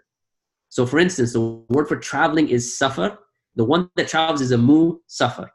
The one that calls to prayer, the call to prayer is called the adhan. The one that calls to prayer is a mu-adhan or the muadhin. The one that does Islam, who submits to God, surrenders to God, is obedient to God, is sincere in that obedience, and reaches that state of peace, that person that does Islam is a mu-Islam or a Muslim. And that's why we say all of the prophets and messengers were Muslim, because they all surrendered to God, were obedient to God, submitted to God, were sincere in that, and reached that state of peace. That's why we say that we are Muslim like all the other prophets were Muslims. So that might be another way you could kind of tie us with the prophets of the past, inshallah. Make sense? Jazakallah khair. Yes. No, this is very helpful. Just because sometimes when you're covering different sections and at the mosque, people, they come by they just kind of want to listen to you, and they just, you know, they don't really have at times they don't have questions, and they just want to kind of listen to what you have to say. So this was very helpful in understanding what information to present, how much to present, what are the things that we should be covering, because, you know, sometimes you can speak a lot about Prophet Muhammad, peace be upon him, but what is the basic thing that you want people to kind of leave with? So this was helpful. After all of this, the basic thing you want people to leave with is what you know, and that is La ilaha illallah Muhammad Rasulullah. I mean, it's literally that simple. Like, we've just given you a way to kind of deconstructed it. We've kind of made it in a way that's, you know, that's we can go piece by piece and kind of explain each part. But in the end, God exists. He's the only one worthy of worship, and we know how to worship him via the prophets and messengers and revelation. And that's why we have revelation. That's basically what it is. La ilaha illallah Muhammad Rasulullah. That's what you want them to leave with, inshallah. The simple, quick 2-3 minute dawah. You know, when we're doing street dawah, yeah, and this is, we didn't get into this in terms of like proactive dawah, like giving out a pamphlet to someone, and sometimes we'd be like, hey, do you know what the purpose of life is? And or would you like to know what the purpose of life is? And they'll say, no. And, you know, sometimes I'll say, well, do you know what the purpose of life is? And they'll be like, no. I'm like, it's to worship God alone. Thank you. So literally, you've given them like what they need to know. After that, it's just on them then. Yeah. Someone asked a question. We'll try to be very quick, maybe five more minutes. But someone asked a question. This may be a longer one, but I'll ask it anyways. So Muslims have just one Quran, but there are multiple interpretations. ISIS has its own interpretation. Someone else has their own interpretation. So how do you Muslims know which one's the real interpretation? Okay, good question. So one of the things about interpretations is that, well, first of all, let's take a step back. When we say that the Quran is multiple interpretations, that has some degree of correctness and some degree of incorrectness, okay? And in fact, even the Quran itself says that it has verses that what we call muhkam, and there's verses that are mutashabih, all right? Verses that are muhkam are what we call in English explicit. And then you have verses that are mutashabih, means that you can say that they're similar, means that they're kind of similar and you can't tell, like, let's say the difference, right? When two things are very similar, there's something that's maybe not clear, right? Because they're so similar. And so we know that the Quran itself says that the muhkam are the kitab, are the basis for understanding those things that are mutashabih. So the book itself gives us a method by which we're able to understand what is a correct interpretation versus an incorrect interpretation. Okay, that's number one. So for example, if someone comes now and says, oh, you believe that God is 3 or 3 in 1. Well, there's verses that are very clear. Qul huwallahu ahad. Allah is one and the only, right? And so on and so forth. Those are what we call explicit verses. Now, if someone wants to say that all of the Quran is open to interpretation, and even the explicit verses, this becomes problematic because then words lose their meaning. You can make whatever you want, say whatever you want at the end of the day. However, because that methodology is in the Quran itself, we know we have a tool by which we can tell what is a correct interpretation for those verses that can be interpreted. And we have a tool to understand that there are certain verses that are not open to interpretation because they're explicit. Like when you pull up to a gas station and it says open, you're not going to be like, I wonder what the interpretation of that is, right? If it says open, it means open, right? And that's the nature of language itself. And we wouldn't expect anything different from revelation. Now, if people want to mess with those explicit verses that they say something else, that's their prerogative. But we have a clear method by which we're able to understand these things. And the scholars have gone through these things many times. And anyone that has studied what they call like methods or what they call usul tafsir, the rules and regulations of understanding how to interpret verses, would know that very clearly. And it comes from the first few ayat for reference. For those of you who are taking one reference, the first few ayat of Surah Al-Imran. This is where Allah subhanahu wa ta'ala talks about muhkam and mutashabih. Perfect. Jazakallah khair. I'm going to not give anyone else a chance and actually ask a question which I think will benefit others when they see the video later on. So someone comes to you and someone's very nice, very polite, and says, that's all great. Everything that you've shared with me is fantastic, but I just don't care. It's good that you have your way. If it gives you peace and if it gives you satisfaction, that's good. But thank you. Nice. I don't care. how do you go ahead with that? I mean, if they say they don't care, you know, you could be like, well, as long as you got the message, that was basically what I'm responsible to really convey to you, right? Because at the end of the day, you and I were both going to die, right? And so if you're kind of just, if you don't care, that's fine. I don't respect that, but I understand like that maybe you're free to do that, right? But at the end of the day, you and I are both going to die. And those fundamental questions that a person would have about why we're here, where we're going, and where we're going to end up, I think that, you know, that the reason it brings me peace is because I have answers to those fundamental existential questions, which if you're not worried about it, there's nothing I can really do about it. But, and sometimes you may, like I gave this example about the airplane. I think Anand was there for that one. I said, imagine now that you are you are sitting, listening to me and talking to me here, and all of a sudden you black out. And when you wake up, you're on a plane. And on this plane, like you're in first class, everything is really, the temperature's perfect. You look outside, the scenery is just gorgeous. And, the seat is very comfortable. Everything is just perfect. And then the food cart comes and it brings your favorite food, right? Pizza, burgers, whatever it is. And you eat it and it's the most, like it tastes amazing. Now, the question is, would you be happy? And the person might be like, well, yeah, I'd be happy.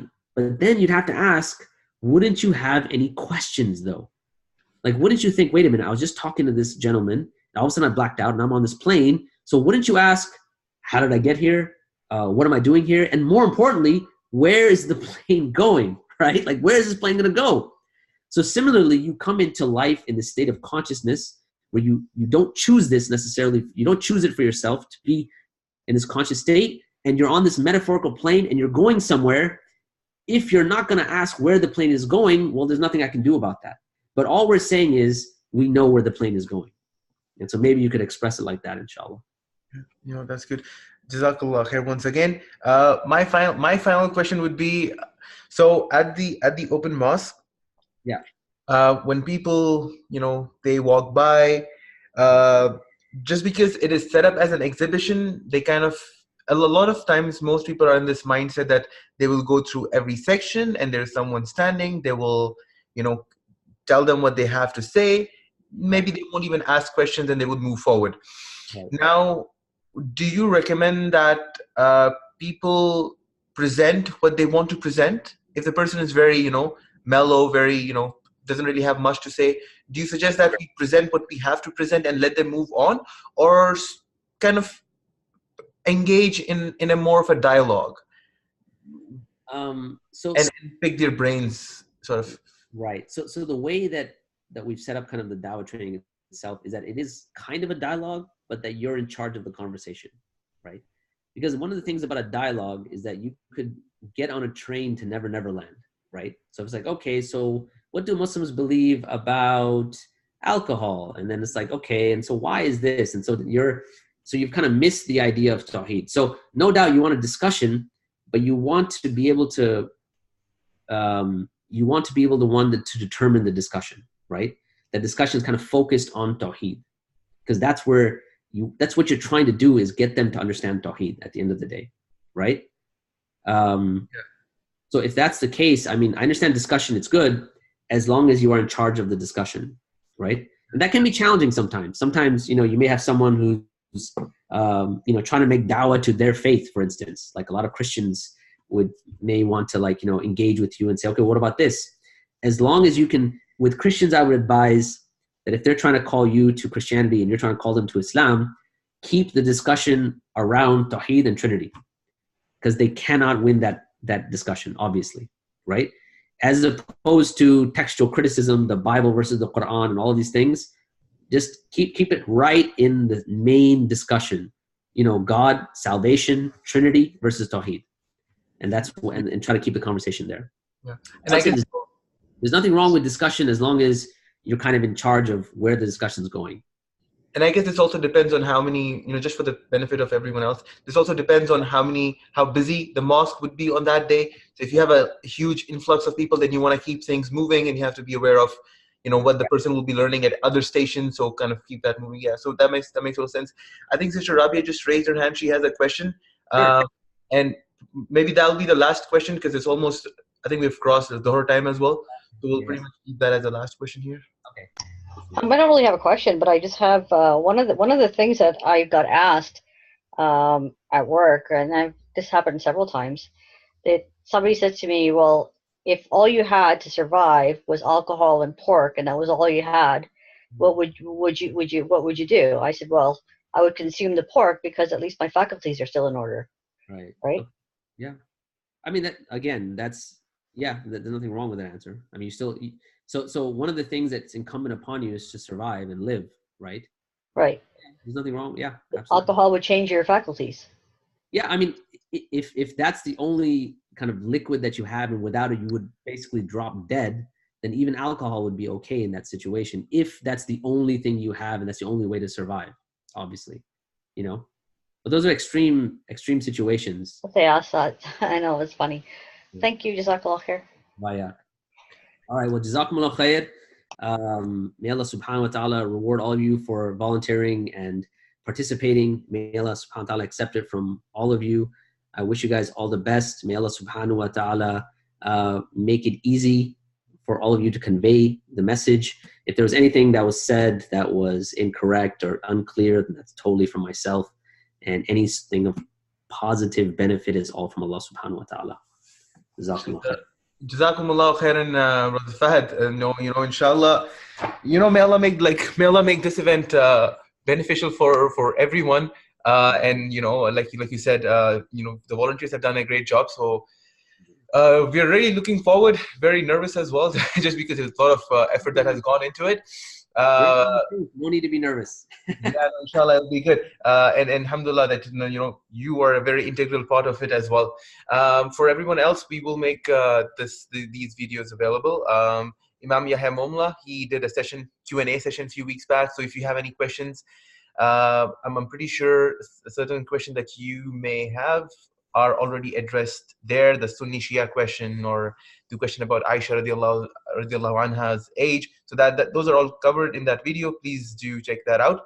Brother Fahad, if anyone has to stay in touch with you or has any questions for you, how do they get in touch? What would be the best way? Email, which I can send you, inshallah.